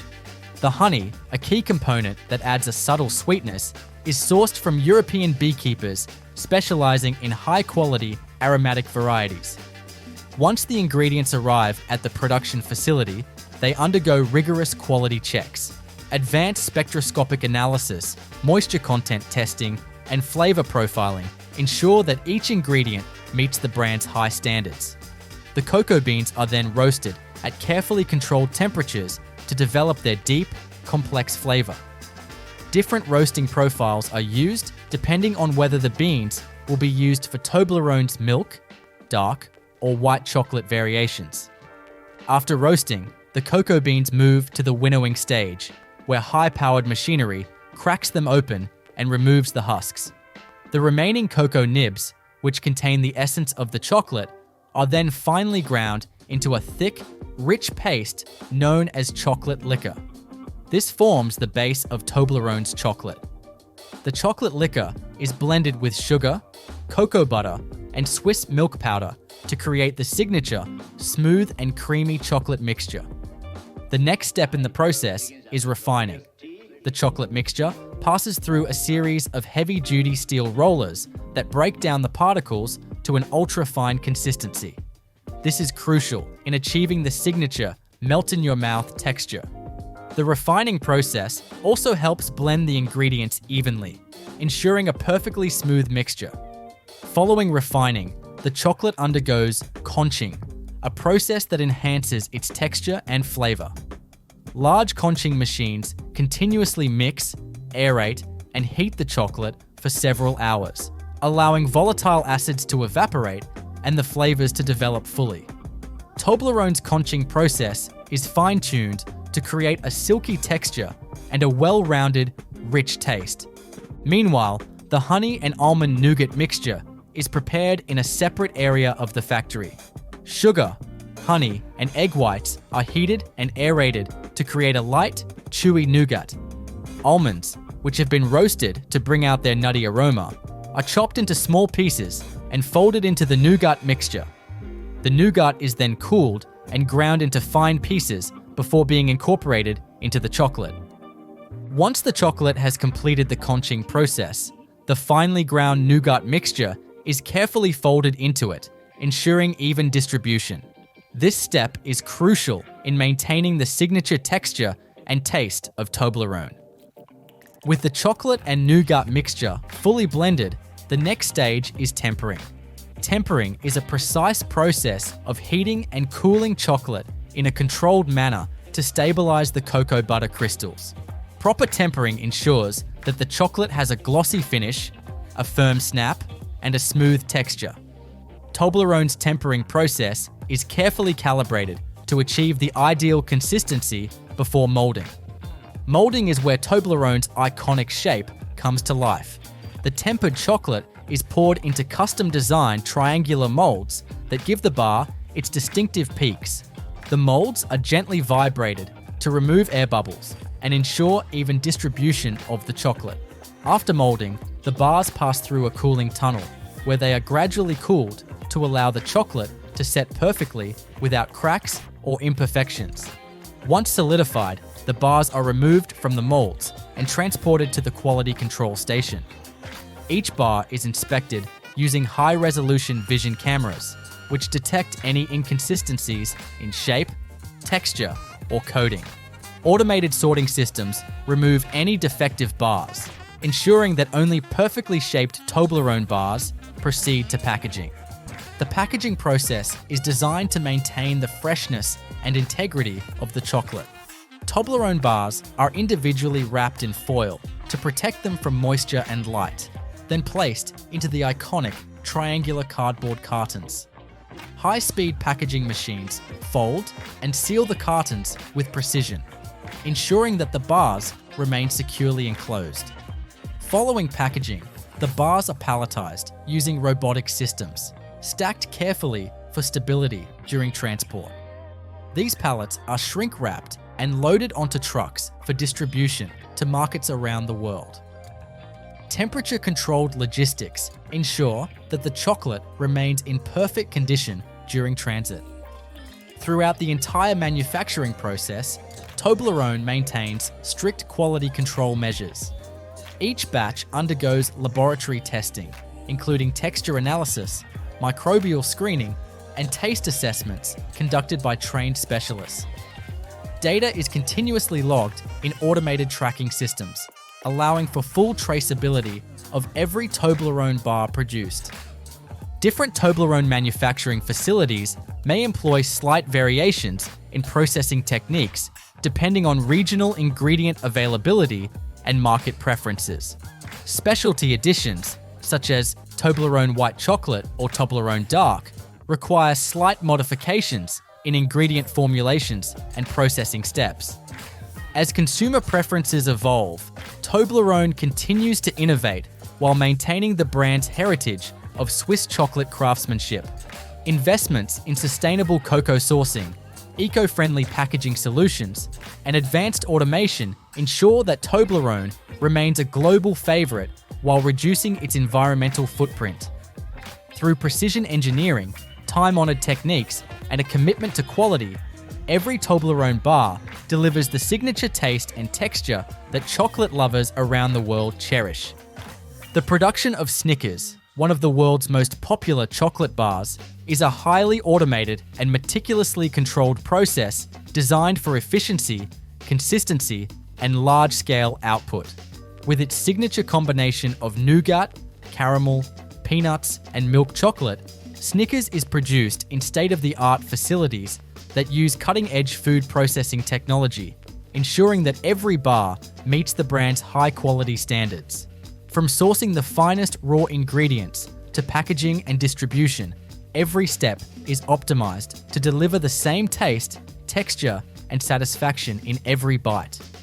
The journey of a Snickers bar begins with the careful selection of raw materials. The main components include sugar, peanuts, milk powder, cocoa mass, cocoa butter, palm oil, glucose syrup, egg whites, and emulsifiers. These ingredients are sourced from carefully vetted suppliers, ensuring compliance with strict food safety and sustainability standards. Mars, the company behind Snickers, prioritizes responsible ingredient sourcing, ensuring that cocoa is ethically obtained through its Cocoa for Generations program, which promotes fair labor practices and sustainable farming methods. Peanuts, another crucial ingredient, are primarily sourced from the United States, where they are grown under controlled conditions to maintain size, flavor, and crunch. Once the ingredients arrive at the manufacturing facility, they undergo a rigorous quality control process. Each batch is tested for moisture content, purity, and potential contaminants. Peanuts, in particular, go through an additional inspection phase, where they are sorted by size and quality. High-speed optical sorting machines remove any defective or discolored peanuts, ensuring that only the best nuts make it into Snickers bars. The first major step in the Snickers production process is creating the nougat base. Nougat provides the chewy texture that forms the foundation of the bar. It is made by combining sugar, corn syrup, and water, which are heated in large industrial cooking vats to create a syrup. This syrup is then aerated using high-powered whipping machines, which incorporate fine air bubbles, giving the nougat its characteristic light and chewy texture. Egg whites or soy protein are added as stabilizers to help maintain consistency. Once aerated, the nougat is spread onto a moving conveyor belt in a continuous sheet, where it is allowed to cool and set. This process is carefully controlled to prevent the nougat from becoming too hard or too soft. Automated guillotine cutters then slice the nougat sheet into uniform rectangular portions, ensuring that each piece is the exact size required for Snickers bars. Next comes the caramel layer. The caramel in Snickers is made from a blend of sugar, glucose syrup, milk, and butter, which is heated in large stainless steel batch cookers. The temperature is carefully monitored to achieve the perfect viscosity, thick enough to hold its shape, but soft enough to provide a smooth, chewy texture. Once cooked to perfection, the caramel is poured in a controlled stream onto the nougat base.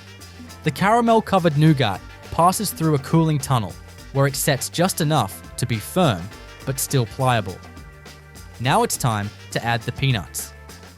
Before being incorporated into the bars, the peanuts are roasted in industrial ovens to enhance their flavor and crunch.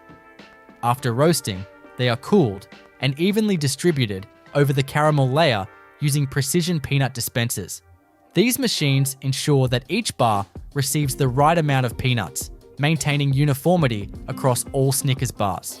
Once the peanuts are in place, the layered nougat, caramel, and peanut sheet moves to the cutting stage.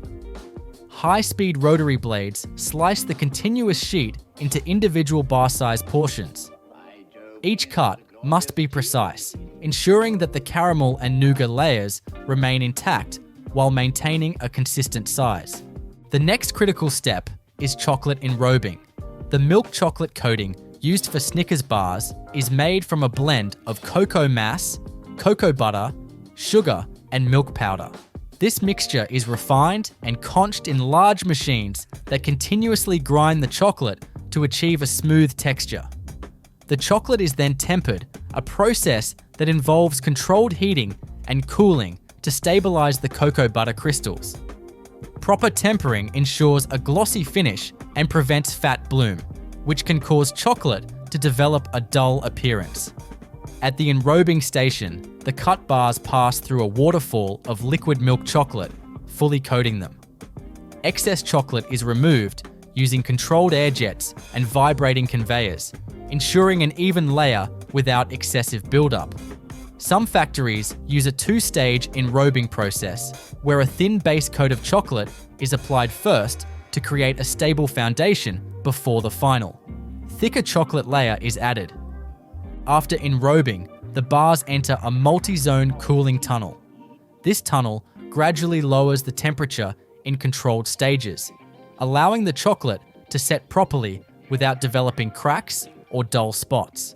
Once fully cooled, the Snickers bars emerge with a perfectly solidified chocolate coating, ready for quality inspection. Quality control is a critical component of Snickers production. Each bar undergoes a series of automated inspections to ensure that it meets strict specifications. High-speed vision inspection systems equipped with high-resolution cameras scan each bar for defects such as uneven coating, improper size, or misshapen layers. Any bars that do not meet the required standards are automatically rejected and sent for reprocessing.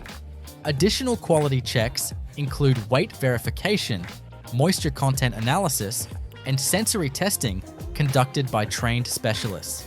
Once the bars have passed inspection, they move to the packaging stage.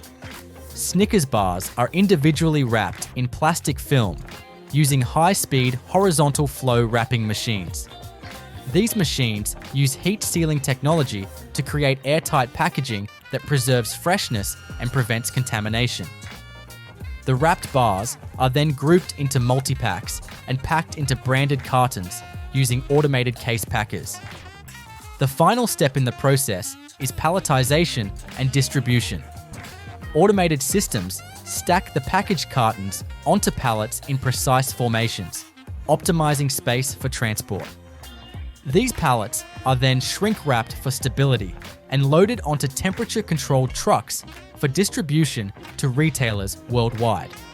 Snickers bars are shipped to over 70 countries, requiring an advanced logistics network to ensure that they arrive fresh and in perfect condition. Throughout the entire production process, Mars maintains stringent food safety and sustainability practices. Each batch undergoes extensive laboratory testing, including microbiological screening, allergen testing, and texture verification. The company also invests in sustainable ingredient sourcing, reducing its environmental footprint through energy-efficient manufacturing processes and eco-friendly packaging solutions. Different Snickers manufacturing facilities may employ slight variations in processing techniques based on regional ingredient availability and consumer preferences. For example, some regions may use alternative chocolate blends with varying cocoa content, while others may modify the nougat or caramel consistency based on market demands. Additionally, special edition Snickers bars, such as Snickers almond or Snickers peanut butter, require modifications in ingredient formulation and production methods. As consumer preferences evolve, Mars continues to innovate while maintaining the classic Snickers taste and texture. Advancements in automation, AI-driven quality control, and sustainable manufacturing practices are shaping the future of Snickers production. Despite these innovations, the fundamental principles of precision, consistency, and quality remain unchanged, ensuring that every Snickers bar delivers the same delicious combination of chewy nougat, gooey caramel, crunchy peanuts, and smooth milk chocolate that has made it a favorite among chocolate lovers worldwide. The production of Tony's Chocolonely chocolate bars is a carefully designed process that emphasizes ethical sourcing, sustainability, and high-quality chocolate-making techniques. Unlike traditional chocolate brands, Tony's Chocolonely is dedicated to creating a slave-free chocolate industry, ensuring that every step in the supply chain is transparent and fair. From sourcing cocoa beans from cooperatives in West Africa to molding and packaging the final bars, the production process is a seamless blend of traditional craftsmanship and modern automation. The journey of a Tony's Chocolonely bar begins with cocoa sourcing. The company partners with cooperatives in Ghana and Côte d'Ivoire, regions that are known for cocoa production, but also face significant challenges related to child labour and unfair wages. Tony's Chocolonely implements direct trade practices, paying a premium for cocoa and providing additional support to farmers through training programs and financial resources. This ensures that the beans are ethically sourced while maintaining a high standard of quality. Once harvested, the cocoa beans go through a meticulous post-harvest process. Farmers ferment the beans for several days, a crucial step that develops the deep, complex flavors needed for premium chocolate. After fermentation, the beans are spread out under the sun to dry, reducing moisture content and preventing mold growth. When dried to the appropriate level, the beans are packed into jute sacks and shipped to Tony's Chocolonely's processing facilities. Upon arrival at the factory, the beans undergo rigorous quality control checks. Samples from each shipment are tested for moisture levels, flavor consistency, and potential contaminants. Beans that pass inspection are stored in climate-controlled silos to maintain freshness before entering the production line. The first step in the chocolate making process is roasting. Large industrial roasting machines heat the beans at precise temperatures, usually between 120 to 150 degrees Celsius, 248 to 302 degrees Fahrenheit. This process enhances the natural chocolate flavors and eliminates unwanted bitterness. The roasting time and temperature depend on the type of chocolate being produced. Dark chocolate requires a slightly longer roasting process than milk chocolate to develop its rich, bold flavors. Once roasted, the beans enter the winnowing process. A specialized machine cracks open the roasted beans and removes the outer husks, leaving behind the valuable cocoa nibs. These nibs contain both cocoa solids and cocoa butter, the essential components of chocolate. The nibs are then ground into a thick, smooth paste known as chocolate liquor. This process, carried out by industrial grinders, reduces the particle size of the nibs, creating a velvety consistency. At this stage, different chocolate variations begin to take shape. For Tony's Chocolonely's milk chocolate bars, the chocolate liquor is combined with sugar, milk powder, and additional cocoa butter to create a creamy texture. For dark chocolate, higher cocoa percentages are used with less sugar and no milk. The next step in the process is refining. The chocolate mixture is passed through heavy-duty steel rollers that grind the ingredients into ultra-fine particles. This step is crucial for achieving the smooth texture that defines high-quality chocolate. The finer the particles, the better the melt-in-your-mouth experience. Following refining, the chocolate undergoes conching, a process that enhances both texture and flavor. Large conching machines continuously mix and aerate the chocolate for several hours, allowing any residual acidity to evaporate while intensifying the chocolate's richness. The conching time varies depending on the desired flavor profile. Longer conching results in a smoother, more developed taste. After conching, the chocolate is tempered, a precise heating and cooling process that stabilizes the cocoa butter crystals. Proper tempering ensures that Tony's Chocolonely bars have a glossy finish, a satisfying snap when broken, and a long shelf life without developing fat bloom, the white streaks that can appear on improperly tempered chocolate. Once tempered, the liquid chocolate is ready for molding. Unlike most chocolate bars, Tony's Chocolonely bars are intentionally molded in an uneven pattern, symbolizing the unequal distribution of wealth in the chocolate industry. Automated machines pour precise amounts of chocolate into these custom-designed molds, which are then gently vibrated to remove air bubbles and ensure even distribution. The molds are then transferred to a cooling tunnel, where the chocolate gradually solidifies under controlled temperatures. This process prevents the bars from developing surface defects and ensures that they retain their perfect shape. Once the chocolate has fully set, the bars are ejected from the molds and sent to the quality control station. High-speed vision inspection systems scan each bar for defects, such as air bubbles, improper molding, or uneven texture. Any bars that do not meet the required standards are removed from the production line and either reprocessed or discarded. After passing quality checks, the bars move to the packaging stage.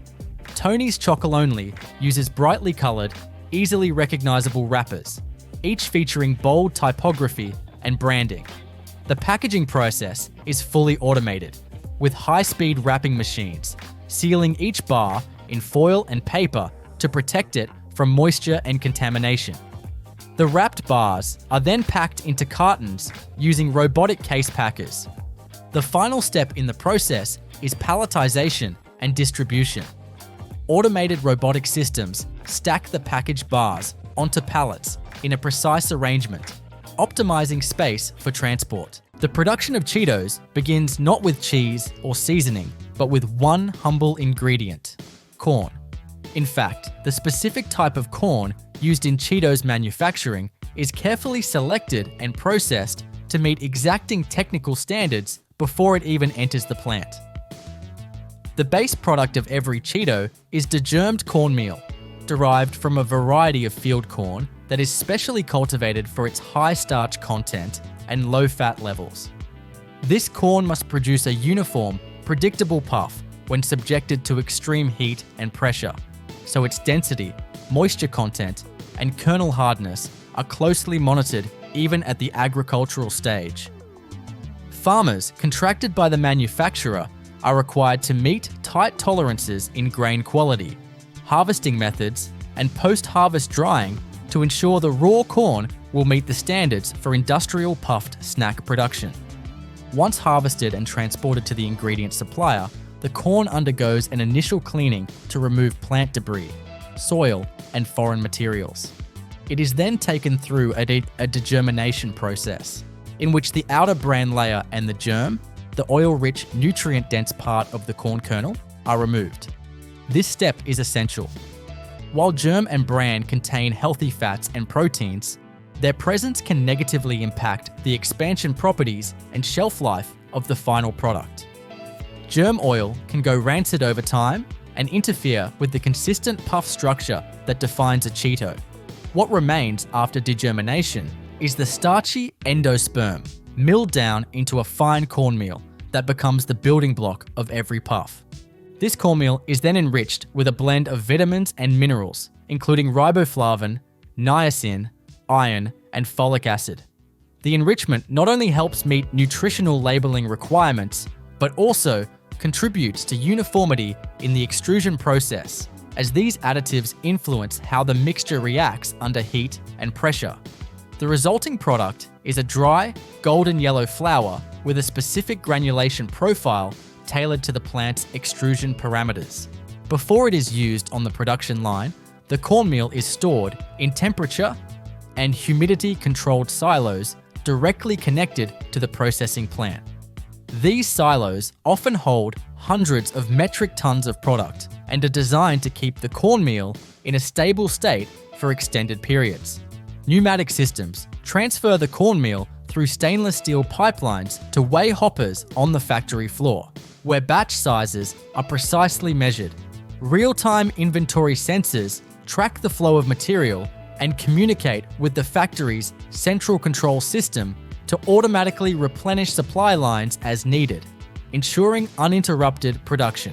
Now it's time for the first transformation phase: hydration and preconditioning. The cornmeal is metered into a continuous mixing system where it is blended with water or steam to raise its moisture content to a narrowly specified range, usually between 15% and 20%. This step is essential to prepare the starch molecules for gelatinization. The equipment used here is not unlike a ribbon blender or paddle mixer, which agitates the mixture thoroughly to ensure every granule of cornmeal is evenly hydrated. Water is introduced through atomizing nozzles positioned at calculated intervals along the mixer's length, and multiple moisture sensors along the pathway feed back to the PLC system to adjust water input in real time. This moist mixture, often referred to as dough, despite its loose, crumbly texture, is held briefly in a conditioning tank to allow for even moisture distribution. The temperature and residence time are carefully controlled. If the mix is too hot or too wet, it may pre-gelatinize and clog the extruder. Too dry, and it won't expand properly. During this stage, the product is slowly moved along a jacketed screw conveyor that maintains a consistent temperature and prevents clumping. Now we arrive at the heart of the production line, the extruder. Industrial Cheetos are made using a twin screw extruder, one of the most sophisticated and critical machines in the plant. The twin screw configuration allows for highly controlled processing of the corn mixture, providing better mixing, higher shear, and superior control over temperature and pressure compared to single screw models. The hydrated cornmeal is fed into the extruder barrel, where it encounters two rotating screws that convey the material forward under intense mechanical pressure. External heaters line the barrel and raise the temperature incrementally as the product moves through each zone. Inside, shear forces generated by the screws convert some of this mechanical energy into heat, further increasing the temperature of the dough. The intense conditions inside the extruder, pressure in the range of 200 to 500 psi, and temperatures from 130 degrees Celsius to 180 degrees Celsius, cause the starches in the cornmeal to gelatinize and the water to superheat. The dough undergoes plasticization, becoming a molten mass under pressure.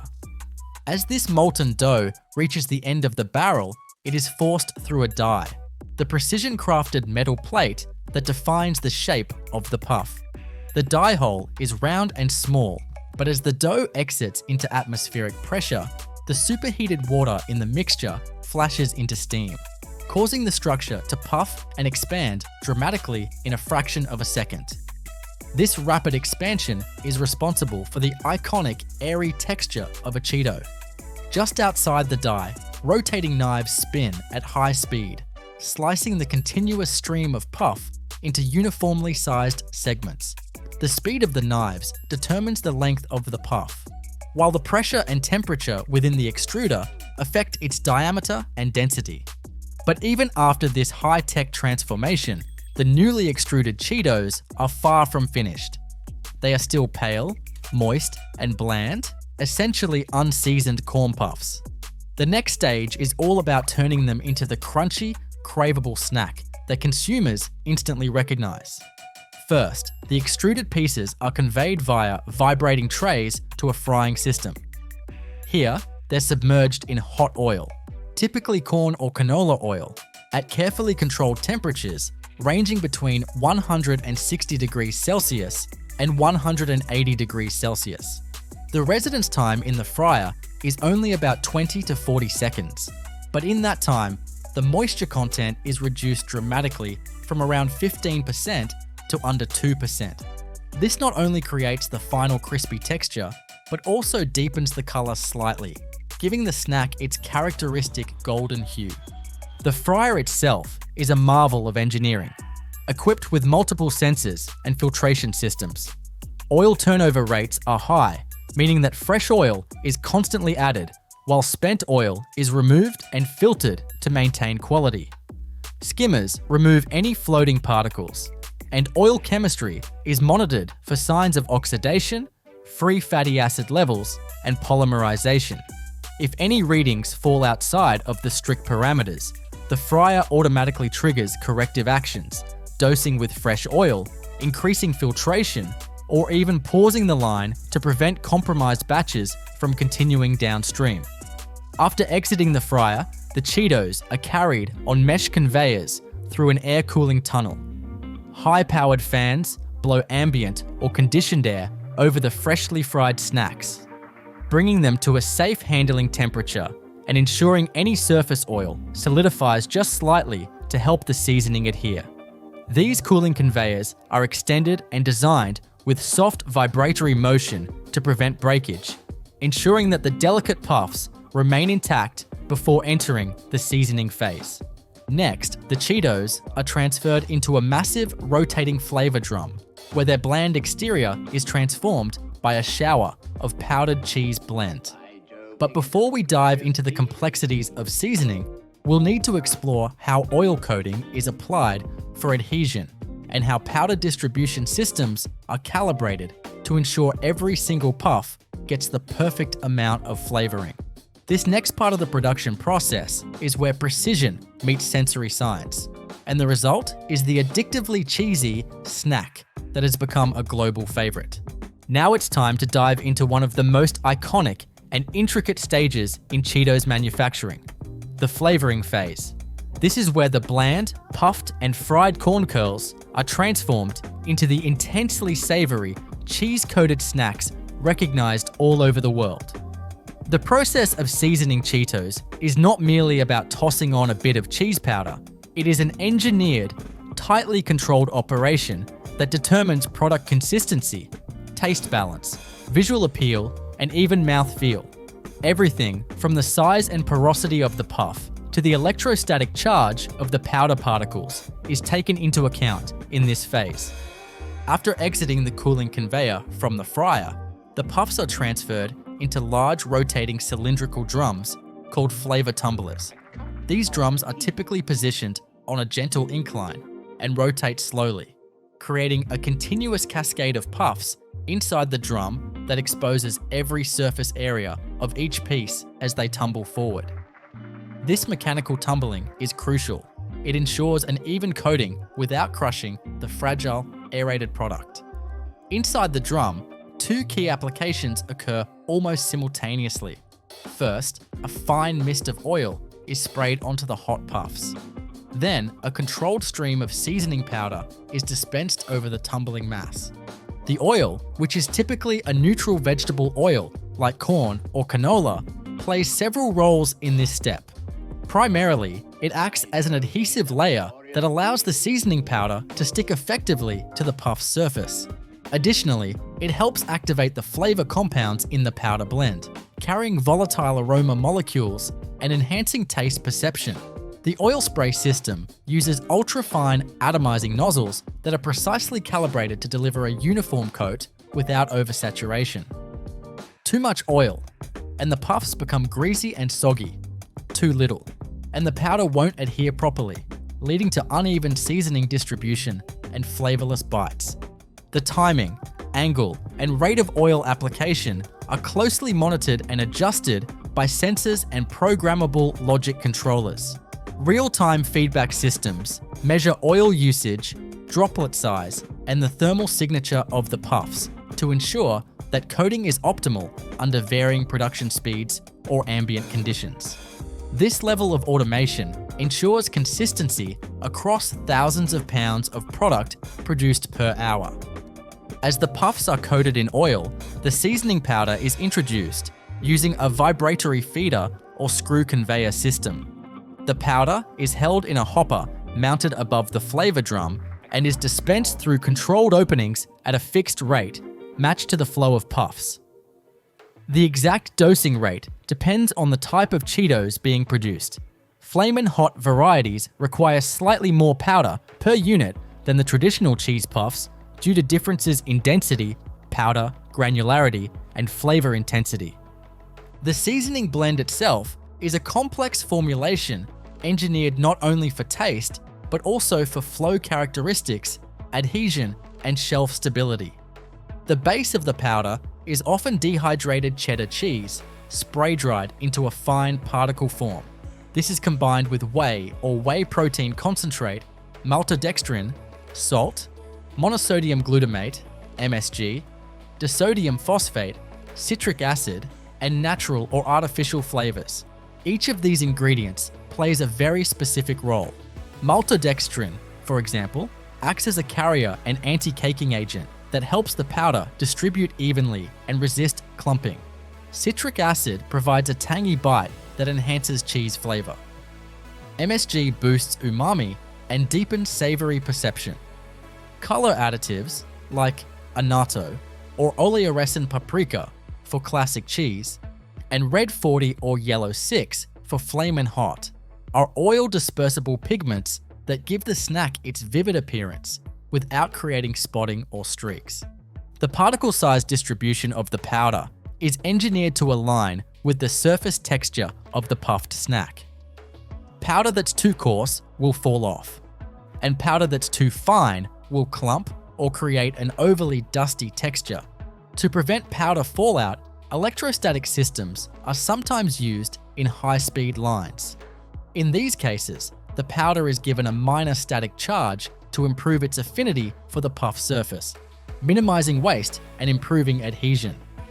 Inside the flavor tumbler, the balance of oil spray and powder distribution creates a beautiful, uniform layer of seasoning that fully coats each puff without pooling at the bottom of the drum or leaving bald spots on the product. The drum's internal design is key. Angled baffles gently lift and drop the puffs to keep them moving without subjecting them to mechanical stress. As the snacks make their way to the end of the drum, they are now visually and sensorially transformed. Bright orange, evenly coated, and bursting with aroma.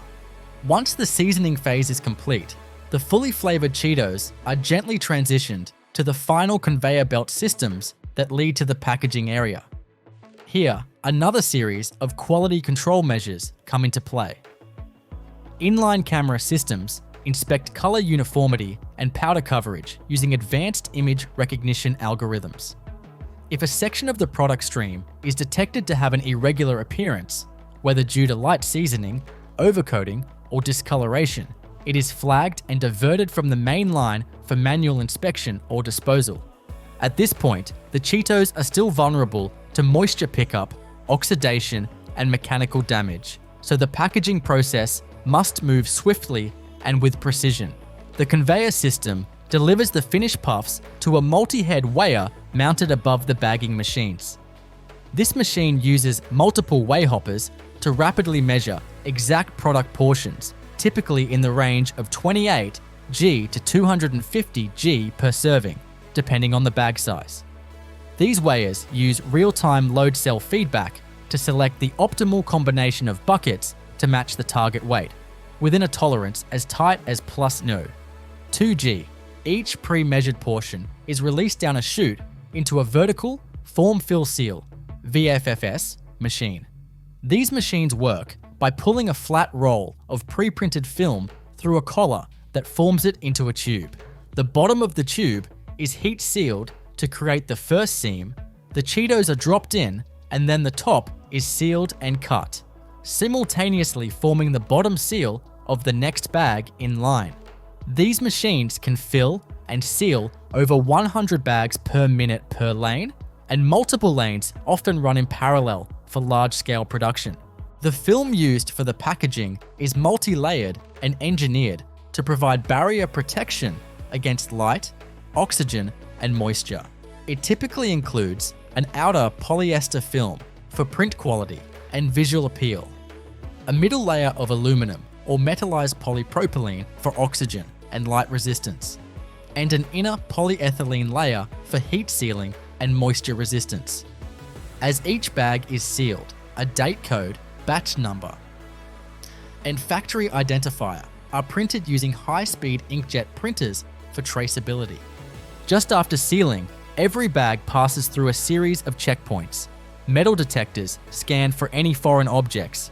Vision systems verify print alignment and code readability, and weight checkers ensure compliance with regulatory standards. Non-conforming bags are automatically ejected onto a rejection conveyor, where they are set aside for manual inspection. Approved bags are then grouped and packed into cardboard shipping cartons by robotic pick-and-place systems or automated drop packers. These cartons are sealed, barcoded, and routed to the palletizing station. Here, industrial robotic arms stack the cartons onto wooden or plastic pallets using optimized patterns for stability and load balance. As each pallet is completed, it is wrapped in stretch film to secure the load and protect it from dust and humidity during storage and transportation. The palletized loads are then scanned into the plant's warehouse management system, which tracks location, batch status, and distribution destination. Some pallets are moved to ambient storage if they are designated for short-haul routes, while others are transported to climate-controlled storage areas that maintain low humidity and consistent temperatures, ensuring that the product maintains its texture and flavor until it reaches its final destination. What follows is the outbound logistics phase, where the pallets are loaded onto trucks, routed to distribution centers, and delivered to retailers. But for now, every step inside the production facility, from the moment the cornmeal is hydrated to the final bag, passing the last inspection point, has been a meticulously engineered series of chemical, mechanical, and sensory transformations. Every component of the Cheetos production line is designed not just for efficiency and speed, but to deliver a reliably indulgent experience in every bag. And it all happens in a continuous, automated, high-output environment that must maintain exacting standards of quality, cleanliness, and consistency hour after hour, shift after shift. One of the key operational pillars at this stage is environmental control. Temperature, humidity, and airflow within the production zones are tightly monitored and controlled around the clock. Cheetos, especially after frying and seasoning, are highly sensitive to ambient conditions. If the air in the seasoning or packaging area carries too much humidity, for instance, the cheese powder may begin to clump, reducing its dispersibility and leading to uneven coating. Worse still, excess moisture can cause the puffs to begin absorbing water from the air, softening the texture and compromising the crisp, dry bite expected by consumers. To prevent these issues, HVAC systems specifically engineered for food processing environments are deployed throughout the Cheetos plant. These systems do more than just heat or cool. They dehumidify, filter, and exchange the air in sensitive zones at rapid intervals, ensuring a constant flow of purified, dry, temperature-stabilized air. Some areas, such as the seasoning tumblers or the vertical form-fill seal zone, may be isolated with positive air pressure to ensure that external air, dust, and contaminants do not seep into these critical zones. These environmental systems are integrated with digital controls that feed data into the facility's central monitoring hub. Temperature and humidity data are tracked every few seconds, and if any reading moves outside of pre-programmed tolerances, automatic alarms notify technicians to investigate immediately. In some cases, the system will even halt upstream processes automatically to prevent production under unsuitable conditions, protecting product quality. While environmental controls maintain external conditions, another system ensures the quality of what's happening on the line, inline quality assurance, and real-time analytics. Throughout the Cheetos line, from extrusion to bagging, dozens of sensors, scanners, and cameras work in unison to gather data on key quality metrics. These include moisture content, oil absorption rate, puff size, color uniformity, seasoning coverage, and weight per unit. Each of these factors contributes not only to taste and mouthfeel, but to customer satisfaction and regulatory compliance. Advanced laser micrometers and stereo imaging cameras measure the dimensions of each puff as it moves across the line at high speed. If puffs fall outside the programmed size range, either due to inconsistent extrusion pressure, die blockage, or improper cutting, those units are flagged and rejected automatically using pneumatic diverting arms. Simultaneously, optical sensors inspect the color of the fried puff to confirm it matches brand-specific targets. Color variation could indicate improper frying time, fluctuating oil temperature, or oil degradation. The system will trigger alerts or shut down sections of the line if it detects drift from acceptable limits. Another important part of inline quality is the metal detection system. Every snack must pass through high-sensitivity metal detectors or, in some cases, X-ray systems just before packaging. These devices scan for trace amounts of ferrous, non-ferrous, and stainless steel contaminants which could originate from worn machinery parts, upstream, or during maintenance. The sensitivity of these machines is such that they can detect metallic particles smaller than a millimeter in diameter. If a contaminated bag is identified, it is automatically ejected from the line, recorded in a digital log, and sent for root cause analysis. In high-output snack manufacturing, product changeovers are another critical concern. A single plant might produce multiple Cheetos variants: classic cheese, flamin' hot, jalapeno cheddar, and limited editions on the same line, sometimes switching several times per day. To avoid cross-contamination of flavor profiles and allergens, the factory must execute a full product changeover. which includes both physical and procedural steps. The final bags of one variant are run through the line until the seasoning and product types are completely cleared. Following that, dry cleaning and wipe down protocols are enacted on exposed surfaces. In flavor tumbler zones and powder feeding systems, residue removal is handled by a combination of mechanical vacuums, compressed air nozzles, and in some cases, wet cleaning cycles. Pipes carrying seasoning powder are often disassembled and cleaned manually or flushed with air-driven pigs, foam or rubber projectiles that scrape the interior of the tube clean as they are propelled by compressed air. All cleaning steps are verified through ATP, adenosine triphosphate, swab tests or allergen-specific strip tests to confirm the line is ready for the next product. Equipment cleaning and sanitization extend far beyond changeovers. Each section of the production line is scheduled for deep cleaning on a regular basis, with some components cleaned daily, others weekly, and critical systems, like oil fryers, undergoing monthly shutdowns for intensive maintenance. Every cleaning task is documented in a digital sanitation log that includes time-stamped photos, chemical usage records, technician ID, and verification by a supervisor. This log ensures compliance with food safety regulations and internal auditing systems.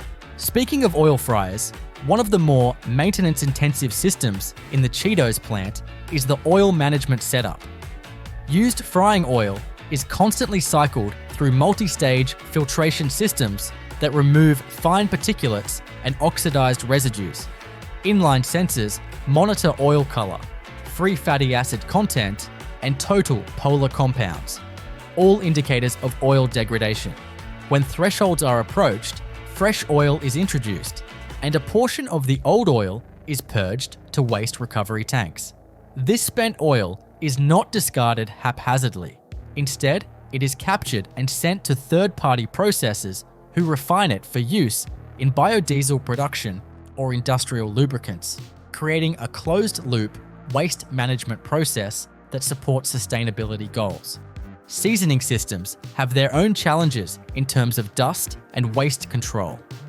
Cheese powder and spice blends are notoriously airborne, so extraction hoods fitted with HEPA filters are positioned above tumblers and conveyors to capture stray particles. These systems not only keep the air clean for workers, but also prevent buildup on surfaces and reduce cross-contamination risk. Powder recovered in this way is not reused in production, but is collected and weighed for waste tracking. Many factories monitor seasoning powder yield versus usage to optimize application and reduce excess without compromising flavor intensity. Additionally, factories employ floor-level waste segregation systems, where organic waste, such as broken puffs or overcooked batches, is separated from packaging materials and cleaning byproducts. Organic snack waste is often sent to animal feed processing plants or used in anaerobic digesters to generate energy, while plastics are compacted and shipped to recycling partners. These systems not only reduce landfill usage, but also lower the facility's total environmental impact per unit of product. Every phase of the factory's operation is governed by a robust system of documentation and auditing. Real-time production data is logged into the Manufacturing Execution System, MES, which connects to the plant's Enterprise Resource Planning, ERP, platform. This system allows plant managers to track every batch of Cheetos from cornmeal input to palletized output. If a quality issue is flagged post-distribution, every input, cornmeal batch, oil lot, seasoning blend, even the operator ID can be traced within seconds. This level of transparency is essential for large brands that operate under continuous scrutiny from regulators, retailers, and consumers alike. All these systems, from the air handlers and fryers to the conveyors and flavor blenders, are monitored by a central control room staffed by trained process engineers and operators. The control room acts as the nerve center of the factory. Touchscreen interfaces display real-time data on line performance, yield percentages, waste figures, and energy usage. Alarms and alerts notify the team of any deviation in pressure, temperature, fill levels, or machine health. The staff can make remote adjustments, schedule maintenance tasks, and even initiate partial or full shutdowns directly from their stations.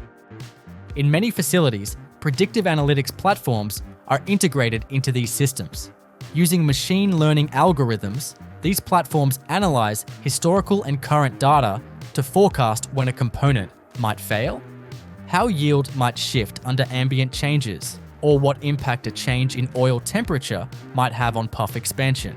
This allows for proactive decision-making, reducing downtime and maximizing efficiency. Manufacturing Almond Joy candy bars on an industrial scale begins long before any chocolate is melted or coconut is mixed.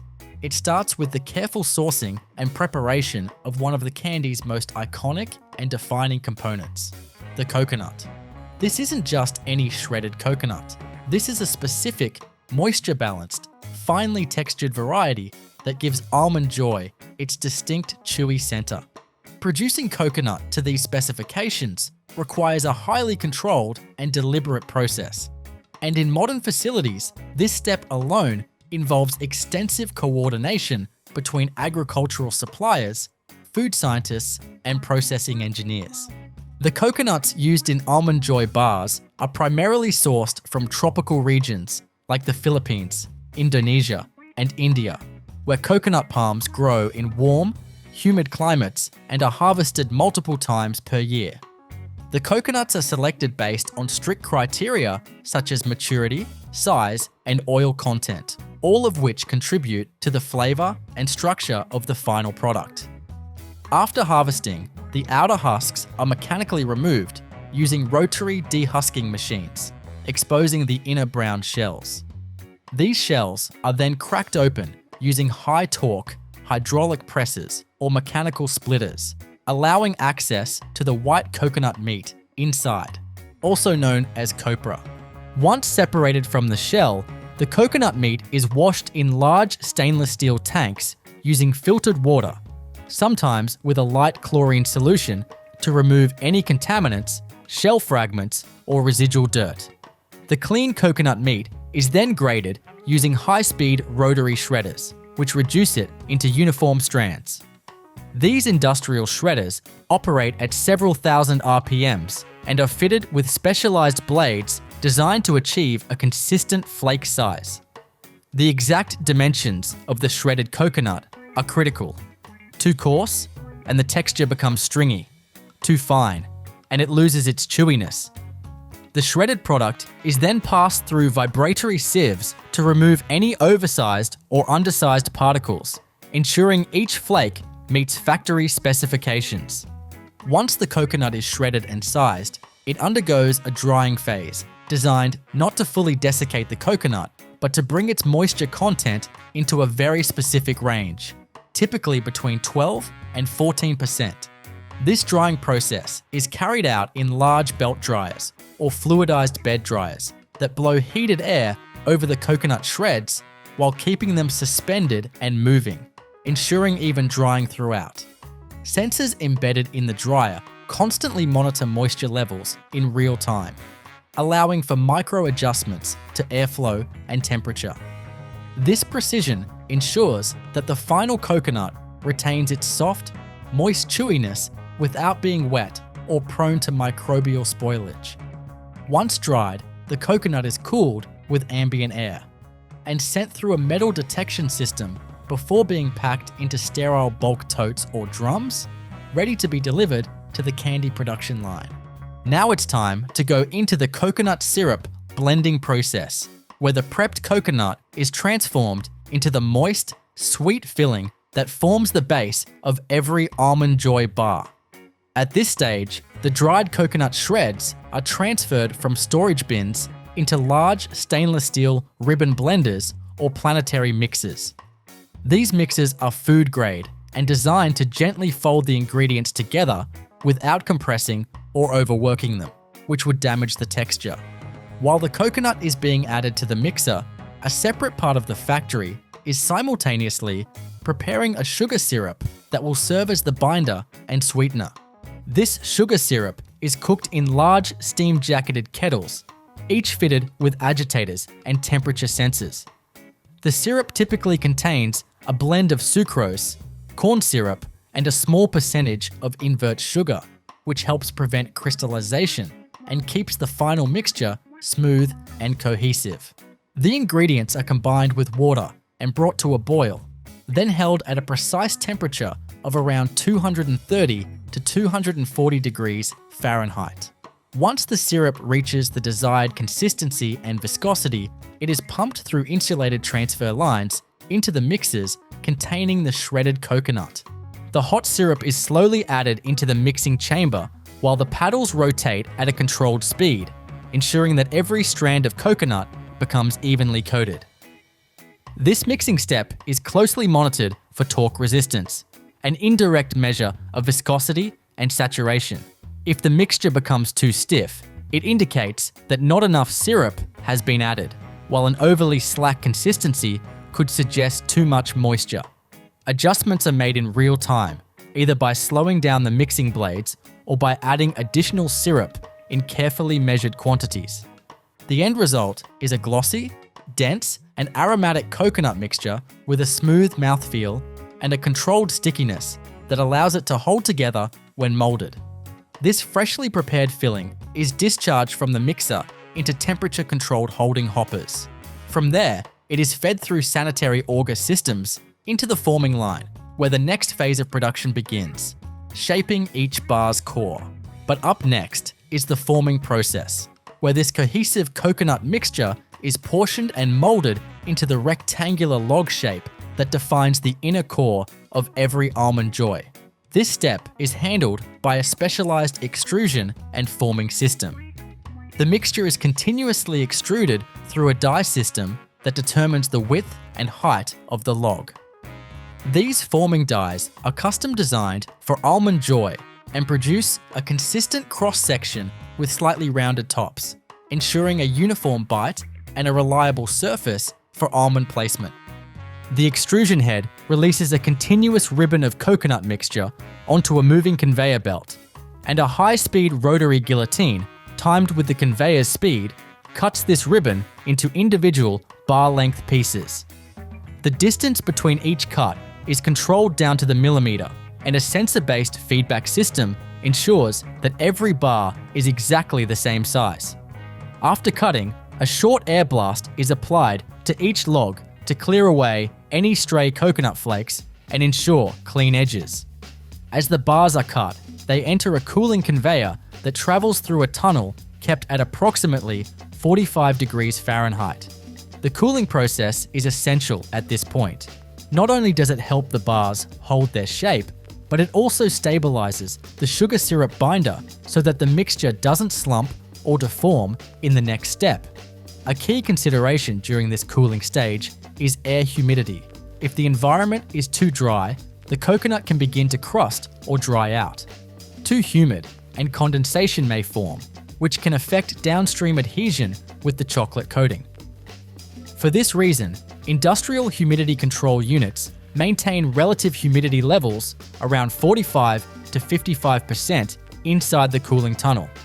Once cooled and firmed, the coconut logs are transferred by conveyor to the almond placement system. Each log must receive exactly 2 whole almonds, neither more nor less, positioned evenly across the top surface. The almonds used in this process are themselves the result of a careful preparation sequence. Raw almonds are sourced from large-scale growers, often in California, and are received at the factory in bulk containers. These almonds are sorted, cleaned, and then dry roasted in large convection ovens. Roasting enhances flavor, reduces moisture to less than 5%, and gives the almonds the crunch consumers expect. After roasting, the almonds are cooled and transported to a hopper above the placement system. Here, they are singulated, separated into single file, and guided into individual almond placement arms. These arms are controlled by a vision-guided robotic system that tracks the position of every coconut log in real time. Using photoelectric sensors and high-resolution cameras, the system places each almond with millimeter-level accuracy on top of the log. The almonds are pressed into the surface just enough to adhere without sinking.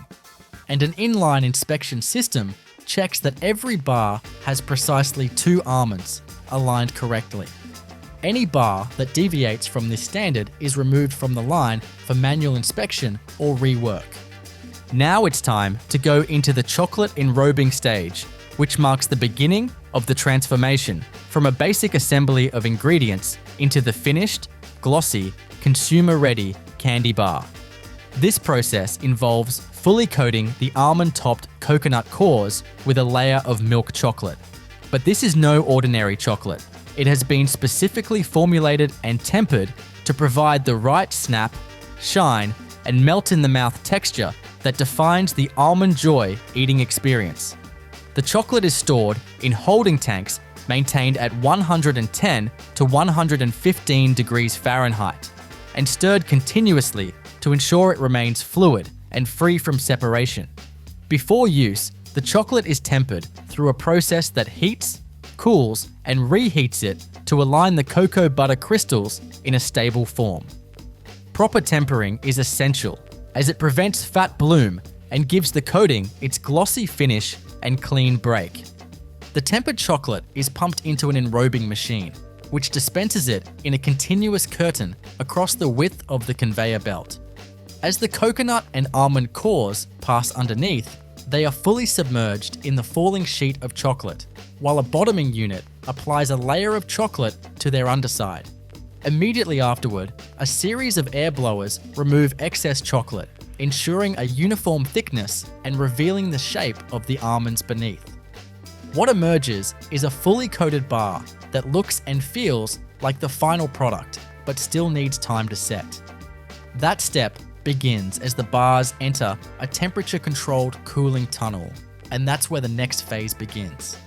Inside the cooling tunnel, a meticulously engineered, climate-controlled chamber extending over 30 feet in length, the freshly enrobed Almond Joy bars begin their chocolate setting phase. This tunnel is one of the most crucial parts of the process, ensuring that the tempered chocolate coating transitions from a glossy liquid into a solid shell with the perfect texture and finish. The chocolate must cool at a precise rate, not too fast, which could result in cracking or sugar bloom, and not too slowly, which could cause the cocoa butter crystals to misalign, leading to dullness or fat bloom on the surface. The tunnel operates at an ambient temperature between 45 and 55 degrees Fahrenheit, and relative humidity is tightly controlled around 50%. High-efficiency fans circulate cold air evenly across all bars on the conveyor, and temperature sensors track minute variations along the length of the tunnel.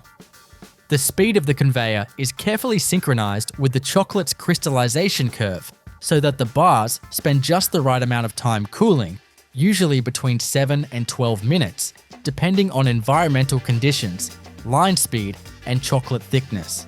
During this stage, the chocolate coating fully hardens around the coconut and almond core, creating a glossy, smooth outer layer that locks in moisture and flavor. The almonds, having been gently pressed into the top of the coconut before enrobing, remain clearly visible through the chocolate shell, creating the bar's iconic bumpy silhouette. As the bars exit the tunnel, they are now fully formed, with all primary ingredients integrated and stabilized. But the next phase, inspection and quality control, ensures that only perfect bars make it into the hands of consumers. The next step is the multi-layered inspection and quality assurance phase, a critical junction in the Almond Joy manufacturing process. Here, each fully cooled, enrobed bar passes under a series of digital scanning systems equipped with high-resolution cameras and sensors that detect inconsistencies in shape, size, and appearance. These systems analyze every bar in real time using image recognition algorithms trained to identify surface defects, incomplete chocolate coverage, missing almonds, or any signs of misalignment. Each camera system captures dozens of images per second, creating a detailed digital fingerprint of each bar. If a defect is detected, such as an air bubble on the surface, a chocolate smear, or a misaligned almond, the bar is automatically rejected using a quick puff of compressed air that directs it off the main conveyor into a designated collection tray. Rejected bars are recorded and analyzed in quality control logs to monitor trends and flag any upstream issues in real time, like syrup inconsistencies or almond placement variances.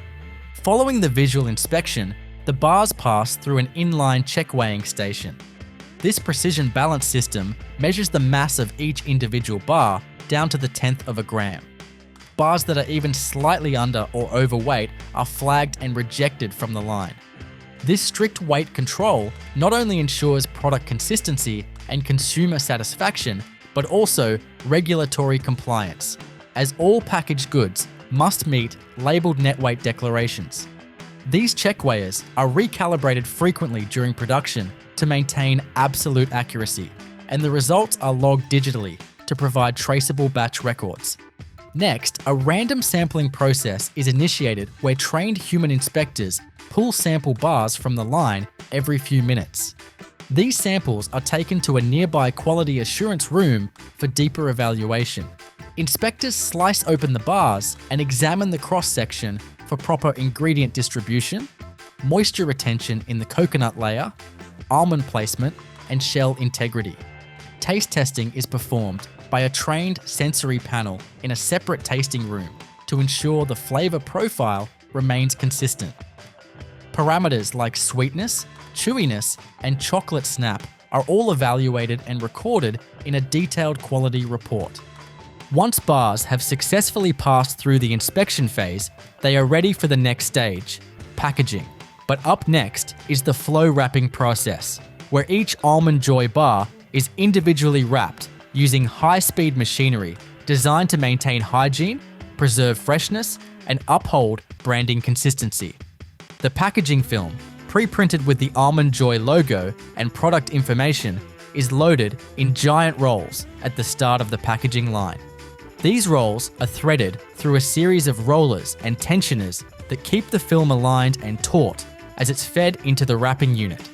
The bars are spaced and synchronized onto a conveyor lane and fed into the flow wrapping machine, which envelopes each one in film and seals it at the sides and ends using heated crimping jaws.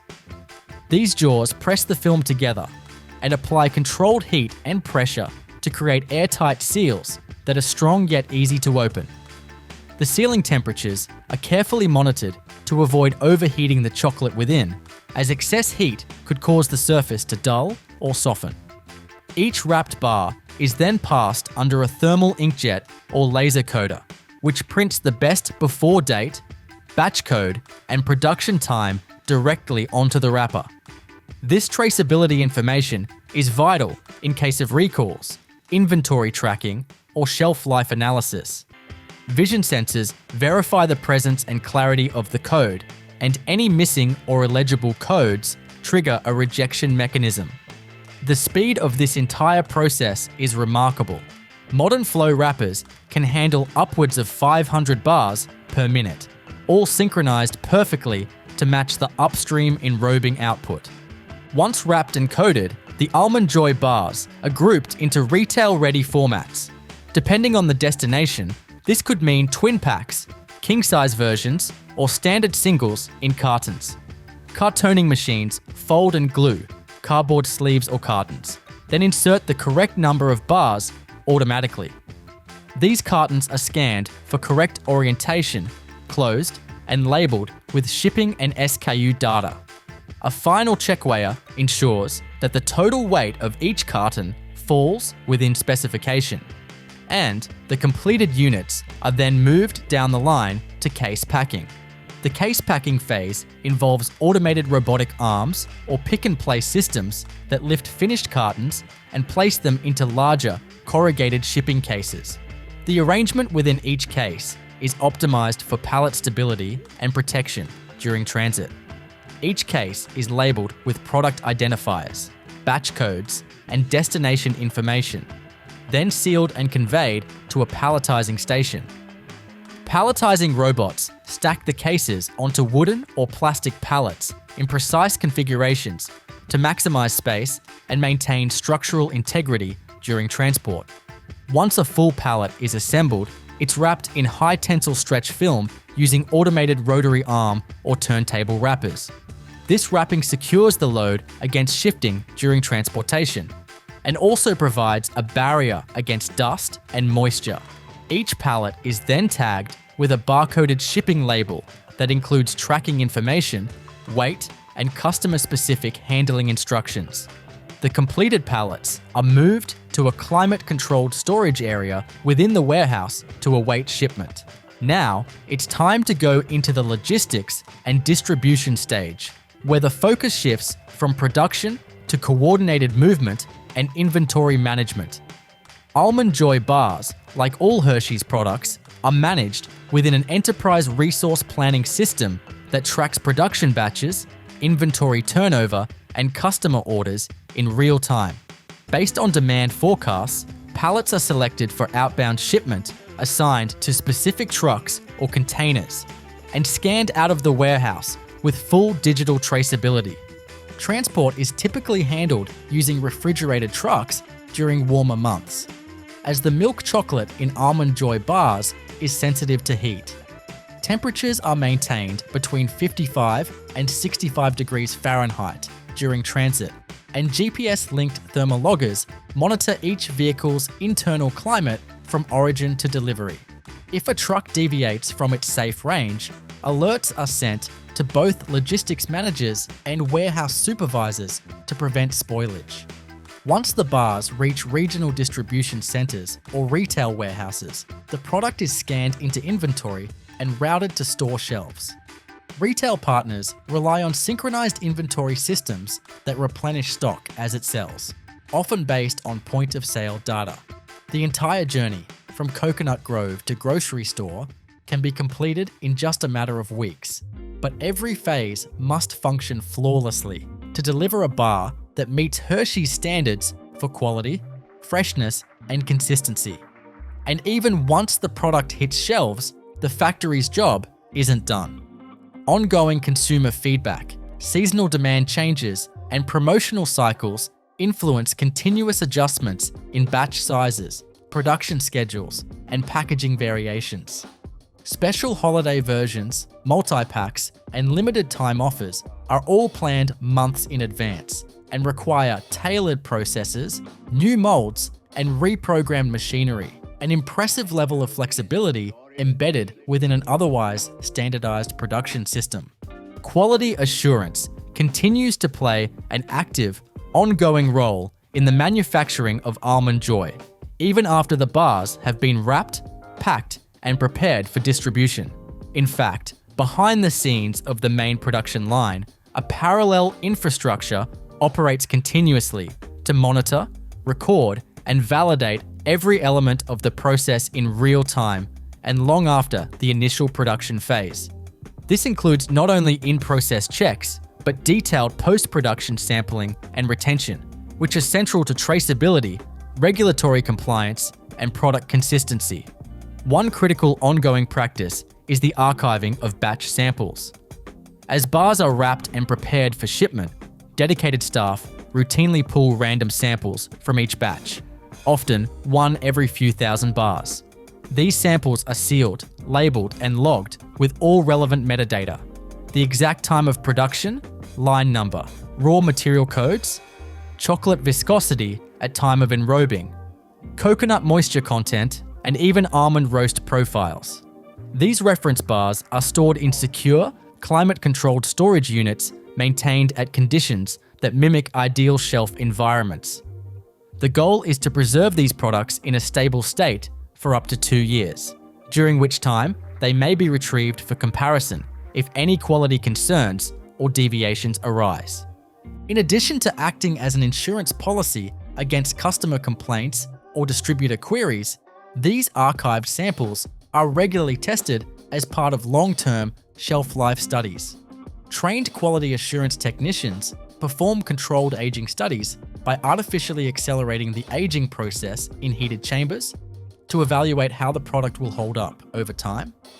These studies track changes in coconut chewiness, chocolate bloom resistance, almond crunch retention, and overall flavor integrity. Sensory analysis is conducted by expert panels who evaluate sweetness, aroma, textural contrast, and mouthfeel using standardized scoring systems.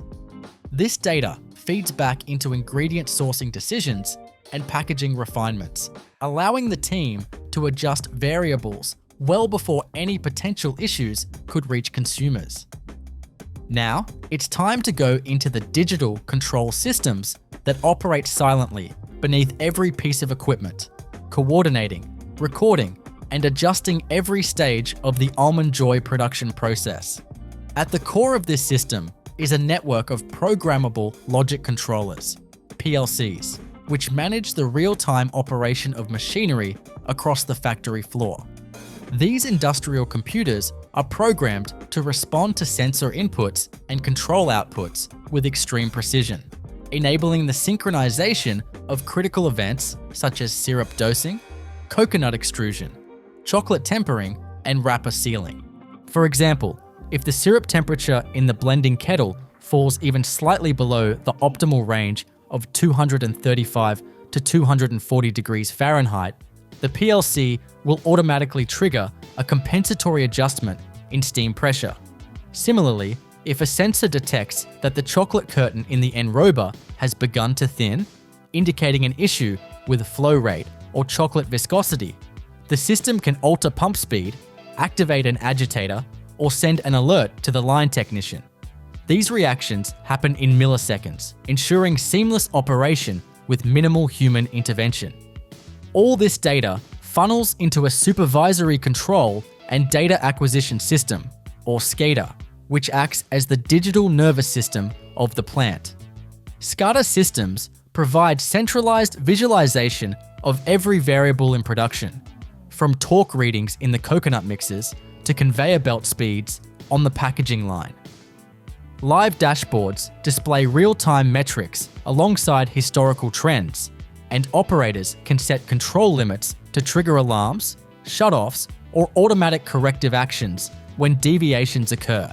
Data logging is continuous, with every action time-stamped and stored in redundant backups for audit and analytics purposes.